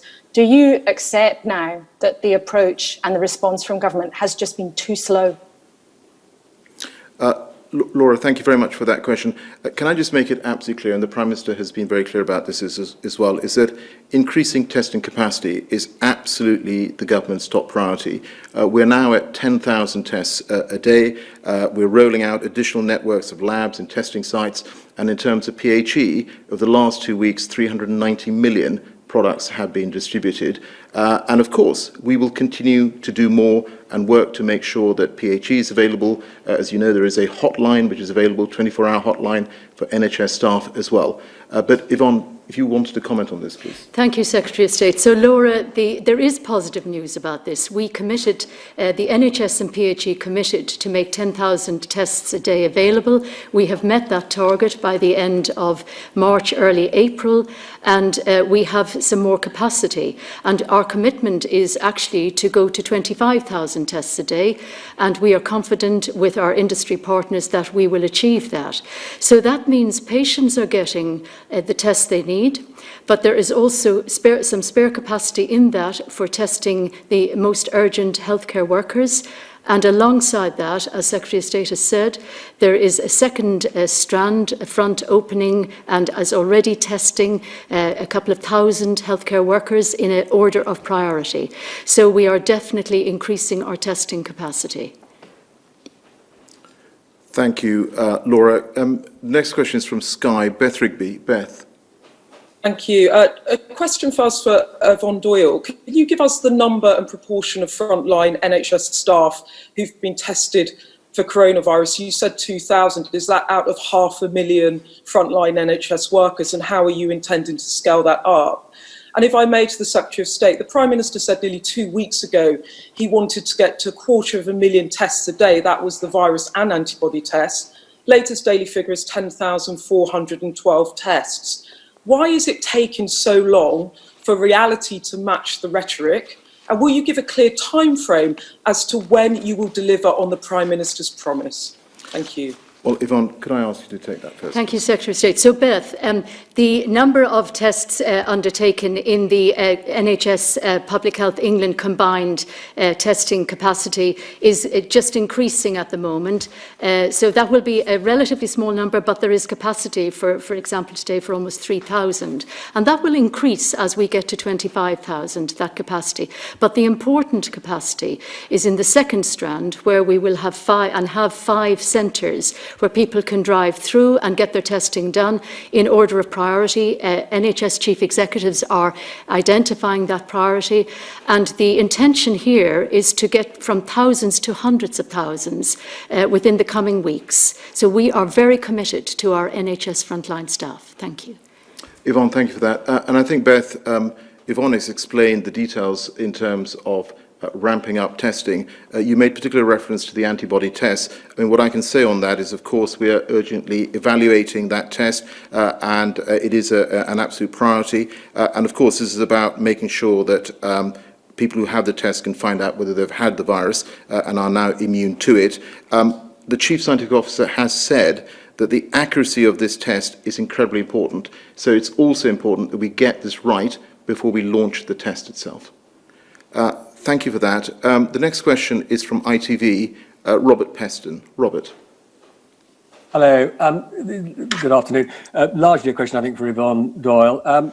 Yvonne, I reported this afternoon that 1 million antibody tests are arriving from China in the coming few days. They have been paid for by the government. The government has said it won't pay for anything that it doesn't think works. But I am told that PHE, Public Health England, is dragging its feet in giving its approval to the use of these tests. I'm also told that these tests would be an alternative to PCR and would actually detect active virus, for example, in frontline staff. When will they be in hospitals for use? Thank you, Robert. So the antibody tests, the important thing about these antibody tests is it's not a matter of dragging our feet. It's important that the test is valid, that it does what it says it does. And as the Chief Medical Officer said, there's something worse than no test is a wrong test or a bad test. So that is what is being tested at the moment.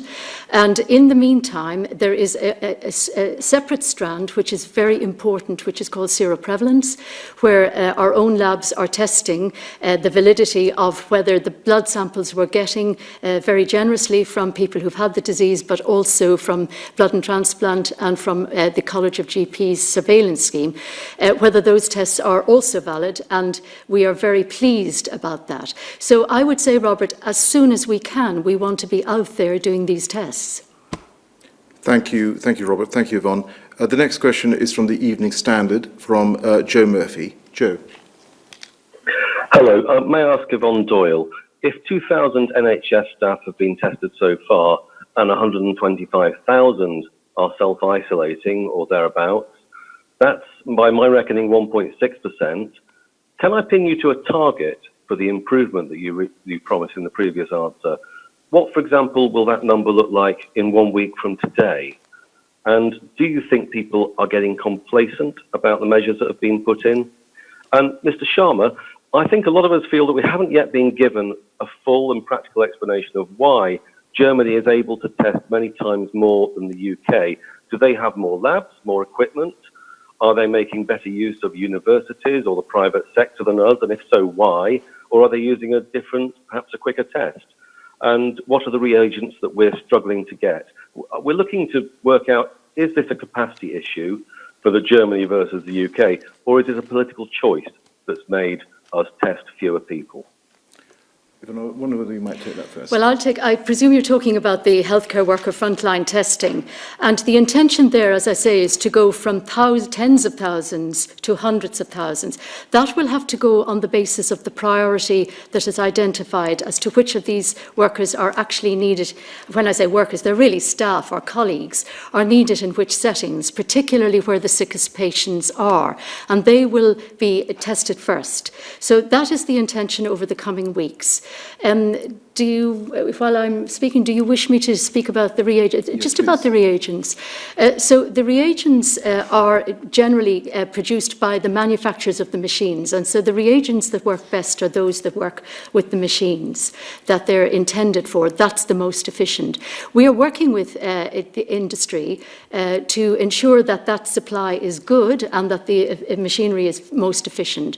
But as the head of the industry has said, there is a global market in this, but they are committed to working with the UK government and with us to ensure that we get those tests through as quickly. And there is complementary work going on to ensure that we can supplement that if needed, and that is very exciting for the future. Joe, I think you asked, you made reference to Germany. We, of course, look to see where we can learn throughout this process. And, of course, we are working with industry, we're working with the scientific community to make sure that we have maximum possible supplies. But I just go back to the point that Jenny Harries, the Deputy Chief Medical Officer, made some days ago when she said we're looking to create a lab-based testing on a scale which is comparable to building a medical equivalent of a car factory. So we are trying to do something at huge scale, very fast, but I think as you've heard from Yvonne, we are making progress, we will continue to make progress, and we are determined to make sure that we have the supplies and provide the support that we can for people across the UK, and particularly the most vulnerable and those key workers in the NHS. Thank you very much for that, Joe. I think the next question is from Financial Times, from Laura Hughes. Laura. Good afternoon. Can I ask, what is the government's exit strategy for getting us out of this lockdown?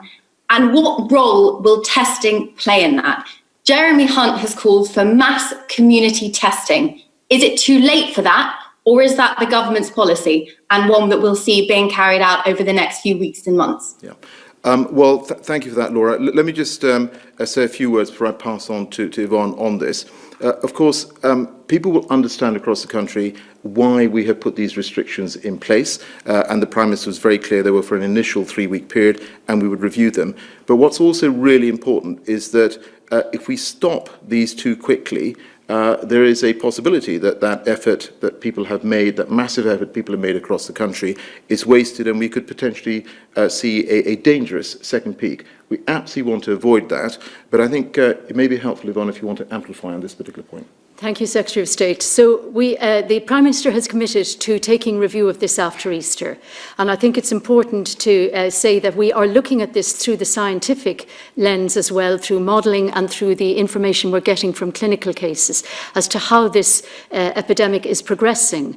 And we will be guided by that, Laura. So we obviously want to make the right call at the right time on this. And it is something that we have to keep reviewing every week. And certainly we're very close to SAGE and the modelling on that. But in terms of the mass testing, which is your other point here, so the testing strategy is to increase the amount of testing done, not just in healthcare workers, but in the population. The rate limiting step there is not us, it's really whether the tests are valid and how then to get that out and about and aided by technology. And I think that will change as the phases of this epidemic change. We will perhaps use different techniques. In the beginning, at the containment phase, this was very professional people dependent in the community. We obviously would want this to go faster as we come to a different phase of the epidemic. Thank you for that, Yvonne. We have one final question, which is from BuzzFeed, from Emily Ashton. Emily. Hi, this is a question for both of you, I think. NHS frontline workers across the country are showing extraordinary courage and showing up at hospitals day after day in horrific circumstances.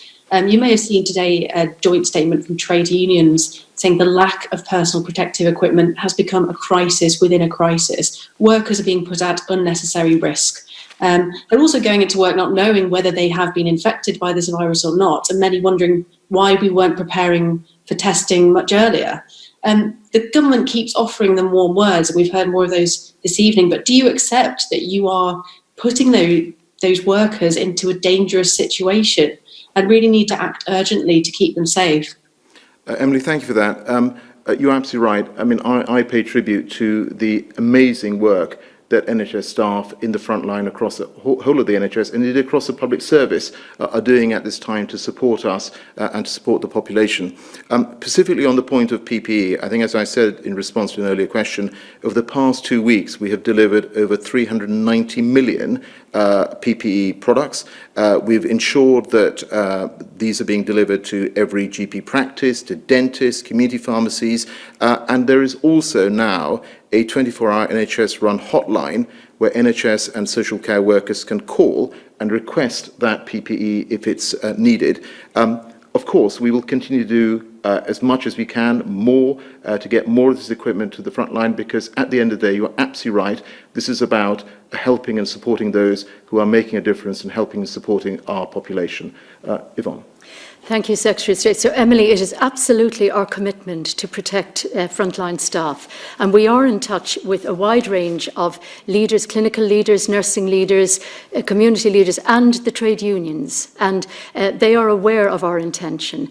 We are working very rapidly at the moment to ensure that the deliveries reach where they're needed and good stock taking on that. And also that our guidance is easily understood and people understand what they actually need to keep them safe in the circumstances they're in. Great. Well, thank you very much. I think that was our last question. Could I just end by saying is that we do request that everybody follows the government guidelines.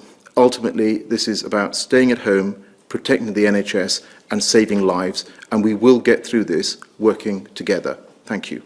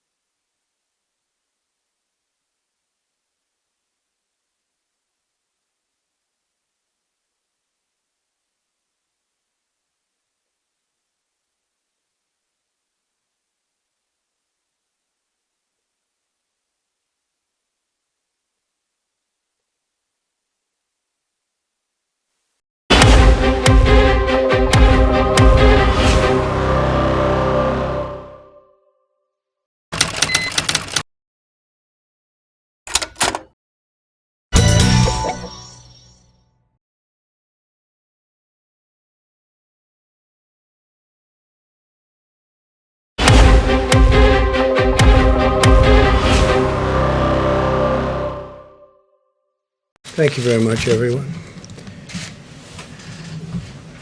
Our country is in the midst of a great national trial, unlike any we have ever faced before.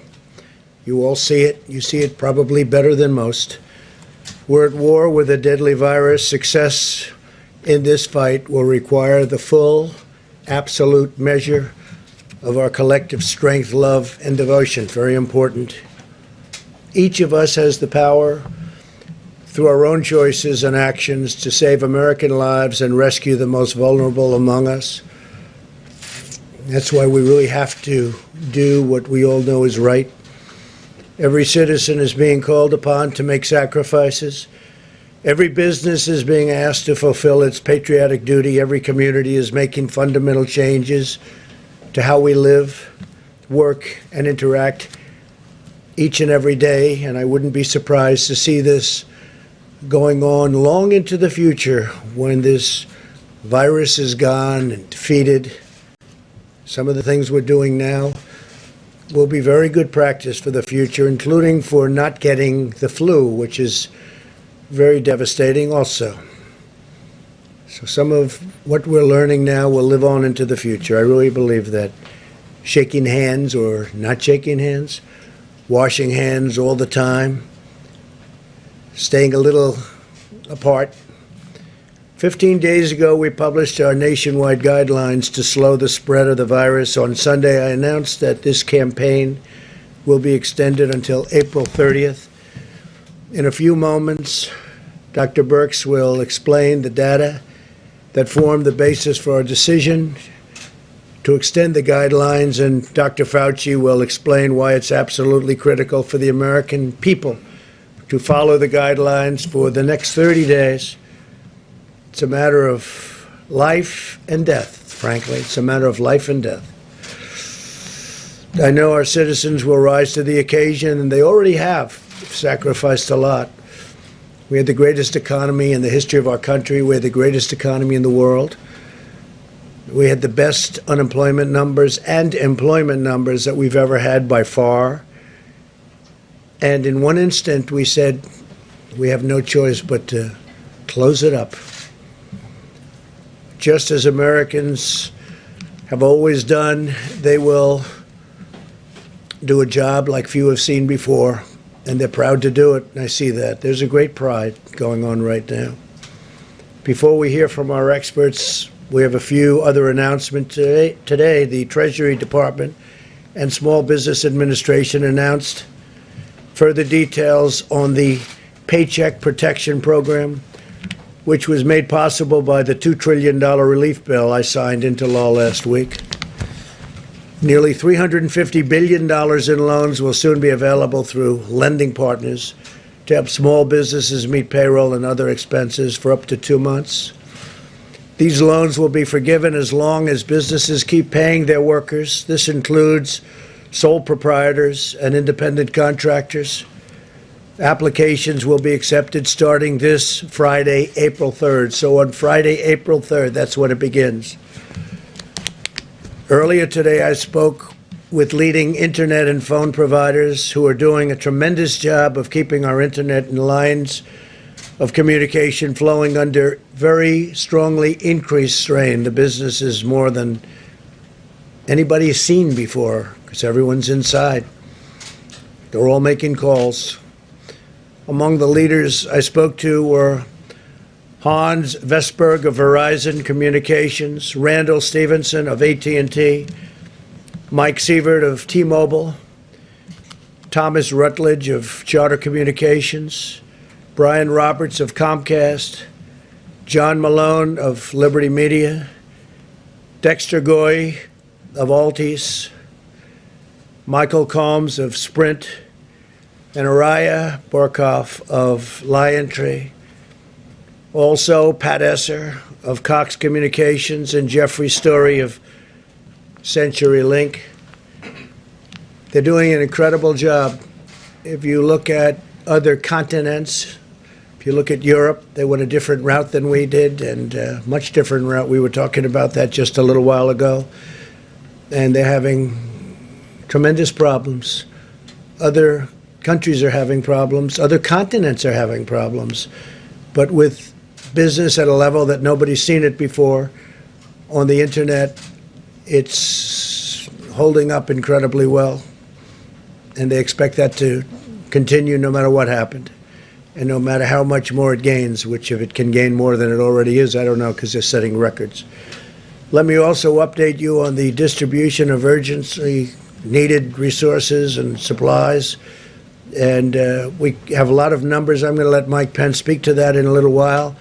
But we're giving massive amounts of medical equipment and supplies to the 50 states. We also are holding back quite a bit. We have almost 10,000 ventilators that we have ready to go. We have to hold them back because the surge is coming, and it's coming pretty strong. And we want to be able to immediately move it into place without going and taking it. So we're ready to go, and we've also distributed. I just spoke with Governor of Michigan, had a great conversation, and we sent a large number of ventilators to Michigan. We're sending them to Louisiana. We sent additional ventilators to New York, additional ventilators to New Jersey. And I will say, in New York, FEMA is supplying 250 ambulances and 500 EMTs to help respond to the increasing caseload. That's a lot of ambulances. In California, the Army Corps of Engineers is developing 8 facilities to expand hospital capacity up to 50,000 beds, 50,000. And had a great conversation last night with Gavin Newsom. He's doing a really good job. We're in constant communications. The USNS Mercy hospital ship is now operational. It's in Los Angeles and receiving patients. And in New York, as you know, the Comfort, everybody watched that. It's in place and will be in a very short while receiving large numbers of patients, over 1,000 rooms and 12 operating rooms. FEMA has also provided 100 travel trailers to assist with housing needs, and we're ordering hundreds more. In Michigan, FEMA will soon deliver, in addition to the ventilators, 250-bed field hospital, and Army Corps of Engineers is evaluating locations to build alternate care facilities. So we're doing a field hospital in Michigan of 250 beds, and we may be doubling it up soon, depending on the need. They're doing a good job with beds in Michigan, but they may need more than the 250. So FEMA and the Army Corps of Engineers are prepared to go there quickly and get it done. In Louisiana, we're delivering 2 field hospitals to provide 500 new hospital beds. I've been talking with the governor, John Bell Edwards, and the Army Corps of Engineers has been really doing incredible work, establishing 3,000-bed alternate care site at the New Orleans Convention Center, which will be operational, believe it or not, this week. So we're doing a 3,000-bed alternate care site, and we're also doing a 500-bed new hospital. And that's in Louisiana, which really got hit. It started off very late, and it was looking good, and then all of a sudden it just reared up, came from nowhere. In addition to the supplies we're delivering, we're also giving hospitals the flexibility to use new facilities, including surgical care centers, to care for hospital patients who are not infected. For example, I know that many expectant mothers are understandably concerned about exposing their newborn babies to the virus, and they should be. With our action yesterday, hospitals now have the authority to create special areas for mothers to deliver their babies in a very safe and healthy environment, totally separate. Over the past 2 months, the U.S. State Department has organized one of the largest and most complex international evacuation operations in American history. Mike Pompeo has been working round the clock, along with Ambassador O'Brien.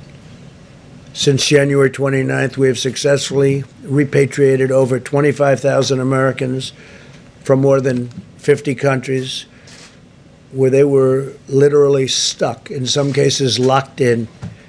And I salute the incredible public servants at the Department of State, as well as their counterparts at DHS and HHS, who have played such an important role in doing this. You probably read about the young people in Peru and young people in Brazil, and they were absolutely stuck, and we got them out, got them.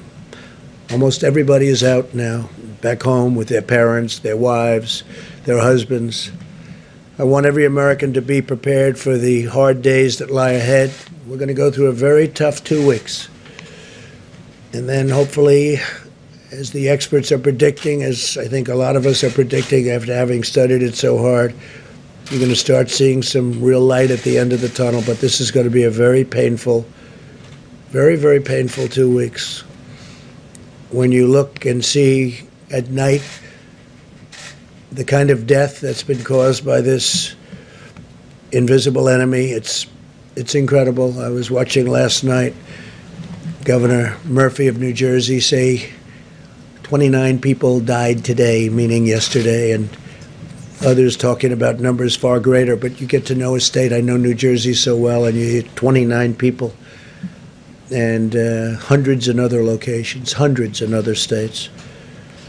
And this is going to be a rough 2-week period. As a nation, we face a difficult few weeks as we approach that really important day when we're going to see things get better all of a sudden. And it's going to be like a burst of light, I really think and I hope. Our strength will be tested and our endurance will be tried, but America will answer with love and courage and ironclad resolve. This is the time for all Americans to come together and do our part. I appreciate a lot of the media. We've had a lot of really good things said. I think only good things can be said when you look at the job that's been done. I just spoke with Franklin Graham, who's an extraordinary person, and Samaritan's Purse has been, like so many others, just been amazing and so fast. They did it so fast. He's been doing that for a long time, but I think people are really seeing what they have done. Franklin Graham, very special family. As we send plane loads of masks and gloves and supplies to the communities battling the plague, and that's what it is. This is a plague.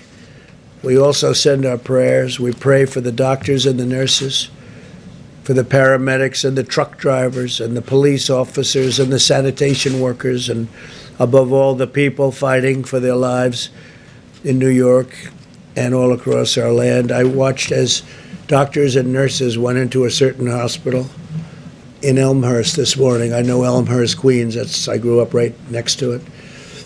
I know the hospital very well. Been seeing it all my life, my young life. And I will tell you that to see the scenes of trailers out there and what they're doing with those trailers, they're freezers, and nobody can even believe it. And I spoke to some of my friends. They can't believe what they're seeing. And I watched the doctors and the nurses walking into that hospital this morning. It's like military people going into battle, going into war. The bravery is incredible, and I just have to take my hat. I would take my hat. If I were wearing a hat, I'd rip that hat off so fast, and I would say you people are just incredible. They really are. They're very brave. They're going in, and they don't know. You have lots of things flying around in the air. You don't know what you're touching. Is it safe? And you also see where you have friends that go into the hospital and you say, how is he doing 2 days later? And they say, sir, he's unconscious or he's in a coma. So things are happening that we've never seen before in this country. And with all of that being said, the country's come together like I've never seen it before. And we will prevail, we will win, and hopefully it will be in a relatively short period of time. With that, I'd like to ask Dr. Birx to come up and show you some of the latest, just the data that has been, I think, brilliantly put together. And right after that, I'm going to ask Dr. Fauci to speak. And Mike Pence is going to give you some of the recent events that have taken place and some of the statistics that we have that I think will be very interesting here. Thank you very much. Please, Dr. Thank you, Mr. President. If I can have the first slide, please.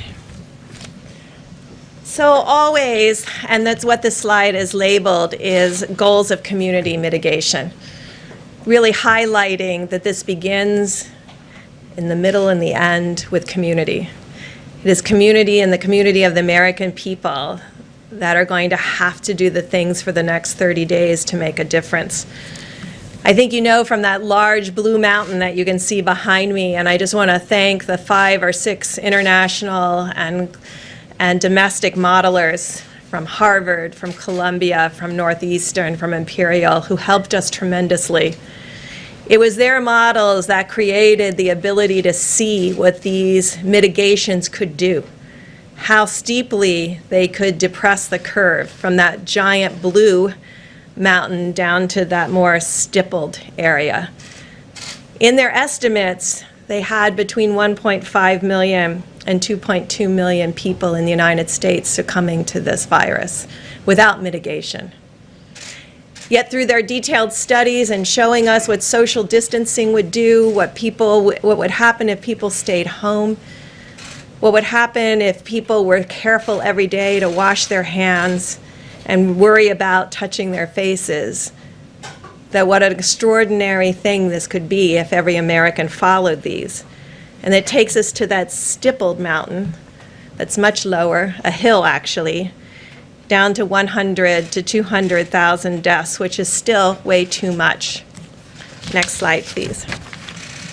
Simultaneously, there was a modeler at the University of Washington that modeled from cases up, utilizing the experience around the globe to really understand how this information that we have from Italy and Spain and South Korea and China could really help us give insight into the hospital needs, the ventilator needs, and really the number of people who potentially could succumb to this illness. It is this model that we are looking at now that provides us the most detail of the time course that is possible. But this model assumes full mitigation. It's informed every morning or every night by the reality on the ground coming in from New York, New Jersey, and around the United States, and is modeled and informed every morning so that it is adjusted so it is up to date every day. This is the model of the predicted fatalities and mortality in the United States. And as the President said, it's very much focused on the next 2 weeks and the stark reality of what this virus will do as it moves through communities. Next slide, please. But this is a slide that gives us great hope and understanding about what is possible. On the bottom of the slide, where you can barely see that blue line at the very bottom, that's the current cases in California, the cumulative cases in California, where they're doing significant testing. The next line up is Connecticut. The orange line is New Jersey. The blue line is New York. The yellow line is Washington. We all remember Washington State. It was just a month ago when they started to have the issues in Washington State, but they brought together their communities and their health providers, and they put in strong mitigation methods and testing. And you can see what the result in Washington State and California is. But without the continuation for the next 30 days, anything could change. Next slide, please. So I'm sure you're interested in seeing all the states. So on this slide is all 50 states and the District of Columbia. But I think it shows in stark reality the difference between New York and New Jersey and other states with similar populations and urban areas.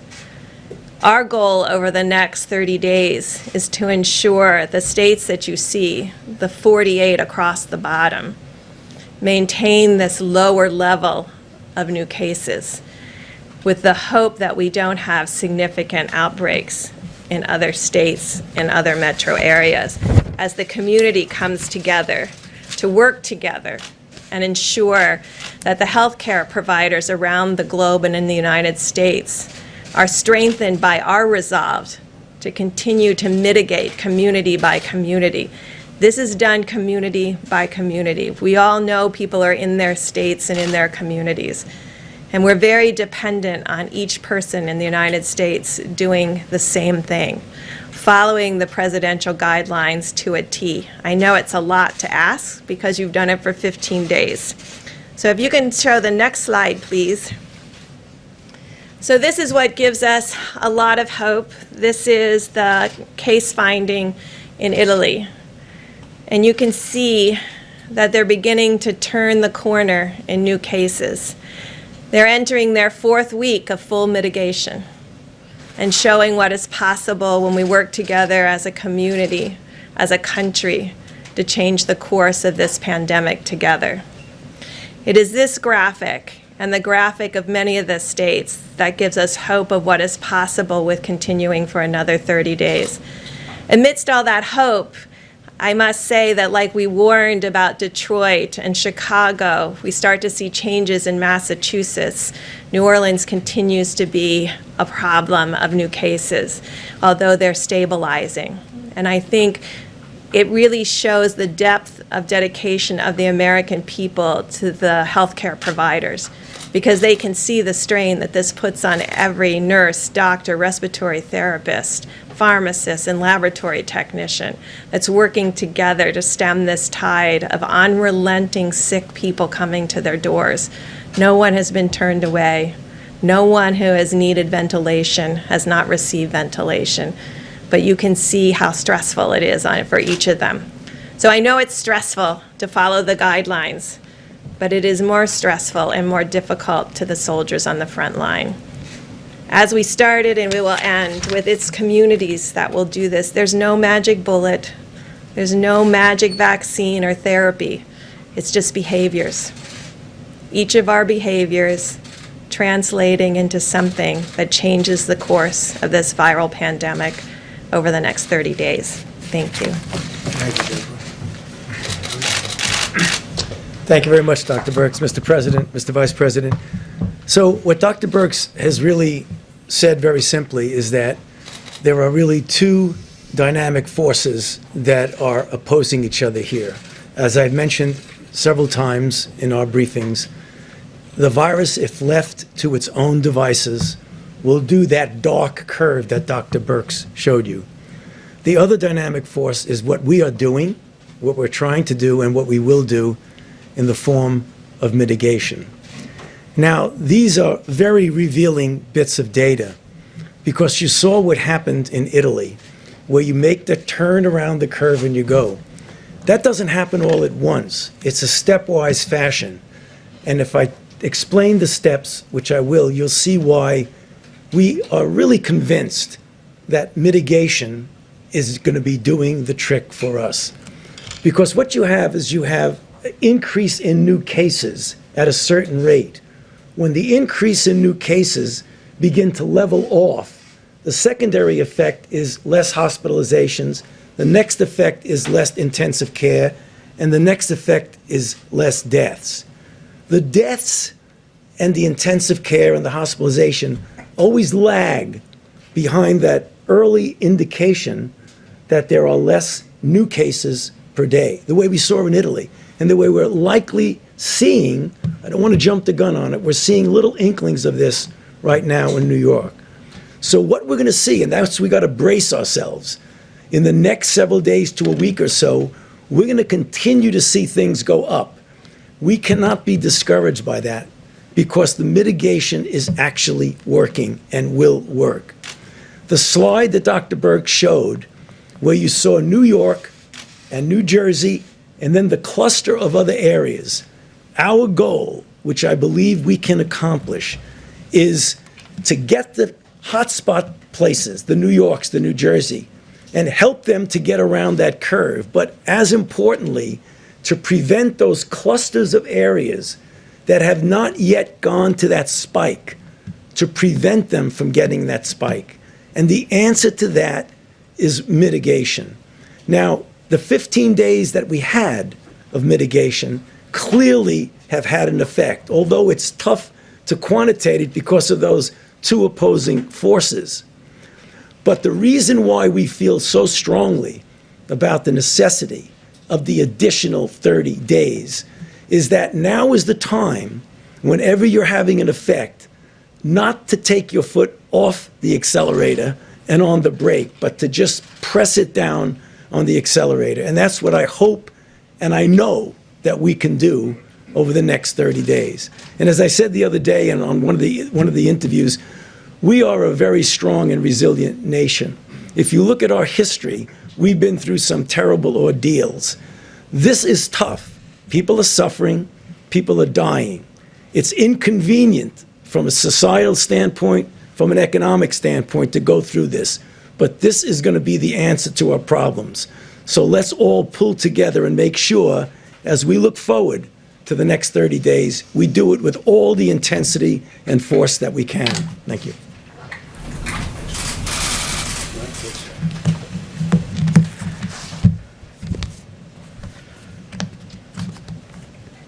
Thank you, Mr. President, and to Dr. Birx and Dr. Fauci. I know I speak on behalf of the President and people all across this country when I express our great admiration and appreciation to both of you for helping to steer our nation through this challenging time. The American people have now seen what the President saw when he made the decision at the end of 15 days to slow the spread, to ask the American people to give us 30 more days, to continue to put into practice the President's coronavirus guidelines for America. And as you just heard from the experts, we have reason to believe that it's working. As Dr. Fauci just said, there are difficult days ahead. Our hearts and our prayers go out to the families that have lost loved ones, and those, as the President just reflected, who we know are struggling at this hour in hospitals across the nation. But to each and every one of us, do not be discouraged, because what you can do to protect your health, the health of your family, what you can do to ensure that our healthcare providers have the resources and our hospitals have the capacity to meet this moment is put into practice the President's coronavirus guidelines for America. It really is what every American can do. 30 days to slow the spread, 30 days to make a difference in the lives of the American people, American families, and the life of our nation. Allow me to give you a few brief updates before the President takes questions. First and foremost, we continue to work very closely with governors around the nation. The President and I spoke to all the governors, all the states and territories yesterday, and since we were last together, the President and I have spoken directly to several governors around the country, including Illinois, Louisiana, Michigan, New York, and other states. At the present moment, the President has declared 29 major disaster declarations and authorized 10 different states to use full federal funding, so-called Title 32 funding, to pay for their National Guard.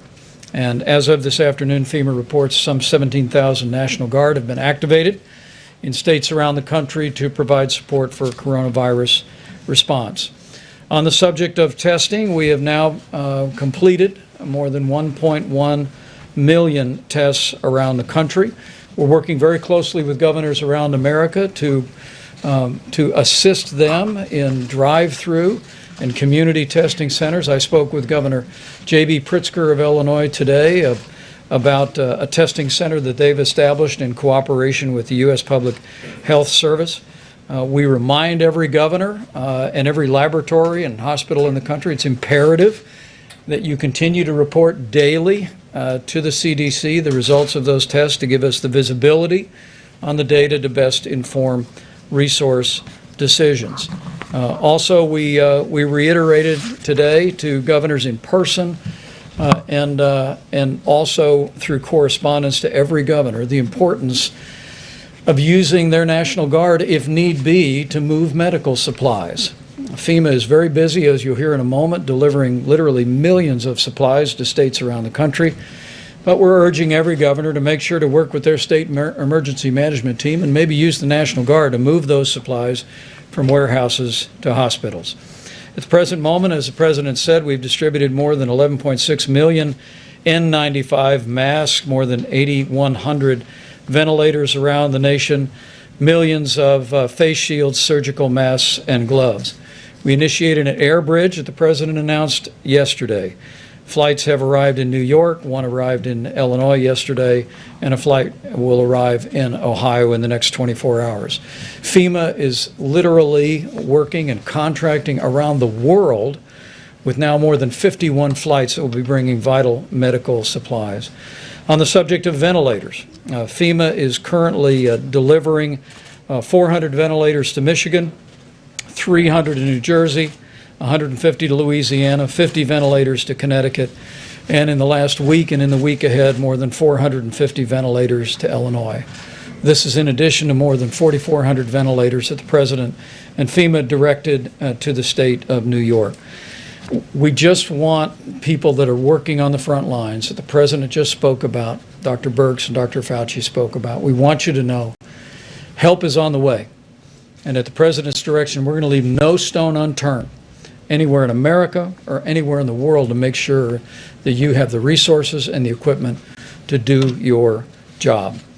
So again, I want to just say thank you, America. Thank you for stepping up. Thank you for putting into practice the 15 days to slow the spread. And thank you for the response that tens of millions have already had for the 30 days to slow the spread. We encourage each one of you, as we have governors around the country, to spread the word about the guidelines. Listen to your state and local authorities in areas that are more greatly impacted. We continue to urge people in the areas of New York, New Jersey, and Connecticut to refrain from travel around the country, and people who've traveled from that area, check your temperature and self-quarantine for 14 days. You can see from that chart the unique challenges people in the greater New York City area are facing with the coronavirus, and we want to do all that we can to protect your health, focus resources on the community, and prevent unnecessary spread. Lastly, as the President highlighted yesterday, businesses around America are stepping up as never before. Tomorrow, I'll travel with Secretary Sonny Perdue to Gordonsville, Virginia, to the Walmart Distribution Center, just so the American people can see firsthand how the food supply is continuing to roll on 18 wheels and through air freight all over America. And we thank again the grocery store operators around America and everybody that's working out on the highways and byways every day to keep that food supply rolling and rolling strong. And to the American people, though, we just want to assure you that we're going to continue to work our hearts out to make sure our healthcare providers have everything they need, that anyone struggling with coronavirus has the support and healthcare they need. I'm absolutely confident. Seeing the way our governors are responding, seeing this team the President has assembled in the White House Coronavirus Task Force, confident of the prayers of the American people that we'll get through this, but it will take all of us doing our part, and we'll get through it together. Just to be clear, what is the projected death toll should people be reasonably good at following these mitigation measures? Well, if they're reasonably good, I guess we could say that I'd like to have maybe Dr. Fauci or Deb come up and say, I mean, I have numbers, but I'd rather have them say the numbers if you don't mind. It's a big question. So, of course, this is a projection, and it's a projection based on using very much what's happened in Italy and then looking at all the models. And so, as you saw on that slide, that was our real number, that 100,000 to 200,000. And we think that that is the range. We really believe and hope every day that we can do a lot better than that, because that's not assuming 100% of every American does everything that they're supposed to be doing. But I think that's possible. Over the next 2 weeks, you said that the next 2 weeks are going to be very painful. Is the bulk of this going to happen over the next 2 weeks? You have an upslope. So as mortality, the fatalities to this disease will increase, and then it will come back down, and it will come back down slower than the rate at which it went up. And so that is really the issue, how much we can push the mortality down. Yeah. So our hope is to get that down as far as we possibly can. The modeling that Dr. Birx showed predicts that number that you saw. We don't accept that number that's what's going to be. We're going to be doing everything we can to get it even significantly below that. So, I don't want it to be a mixed message. This is the thing that we need to anticipate, but that doesn't mean that that's what we're going to accept. We want to do much, much better than that. But doctor, when we look at the curve, it goes much further in time. So we would have death and cases for much longer. I mean, we do expect... So you can put up slide number 2. So that's a generic... I'm sorry, if you can go back to the slides and put up slide 2. Sure. Okay, so what I showed you was a generic picture of what happens in an epidemic when you mitigate. So no mitigation, mitigate. This is based on the experience around the globe with this particular virus. And so it does have a tail, but the peak you can see by this projection, and this is the IHME data, the peak is over the next 2 weeks, and this is tracking mortality. So the number of fatalities from this virus. And so that's the part that we think we can still blunt through the superb medical care that every client is receiving, but also even more stringent people following the guidelines. I can't see the small characters, but are we seeing deaths until June? I can't really... This is June. This is June, so we would still see problems and deaths in June. It's a projection. It's a projection, of course. So, I mean, just getting back to what I said about the stepwise thing, deaths always lag.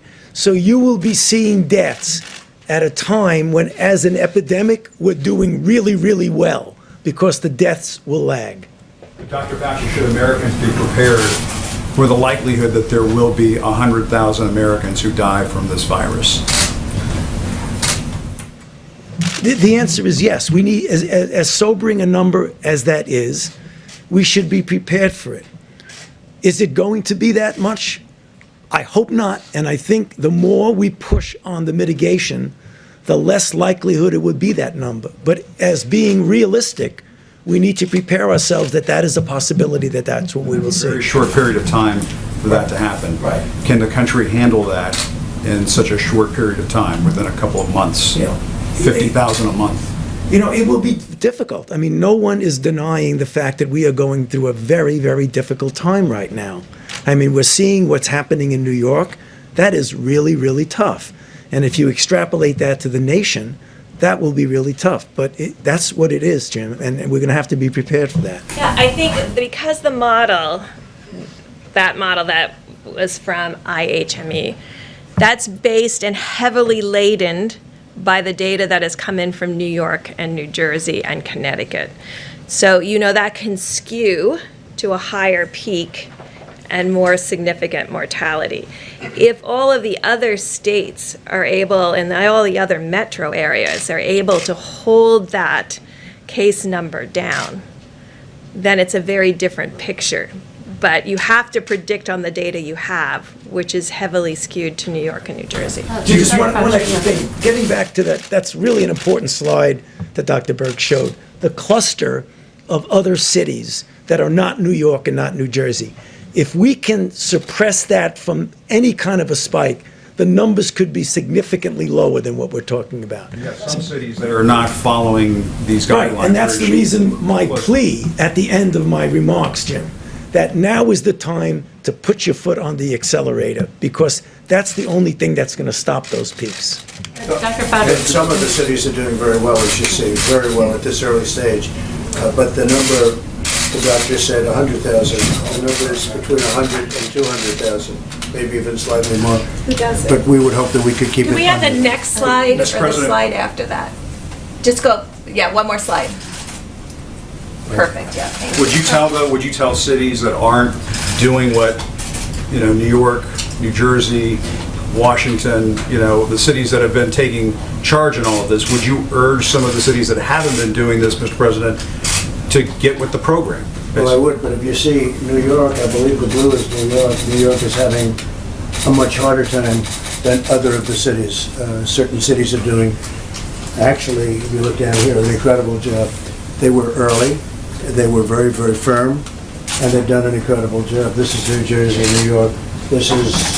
if you remember, California and Washington State were down here, and they had some of the earliest cases. But we're seeing places in Florida not doing what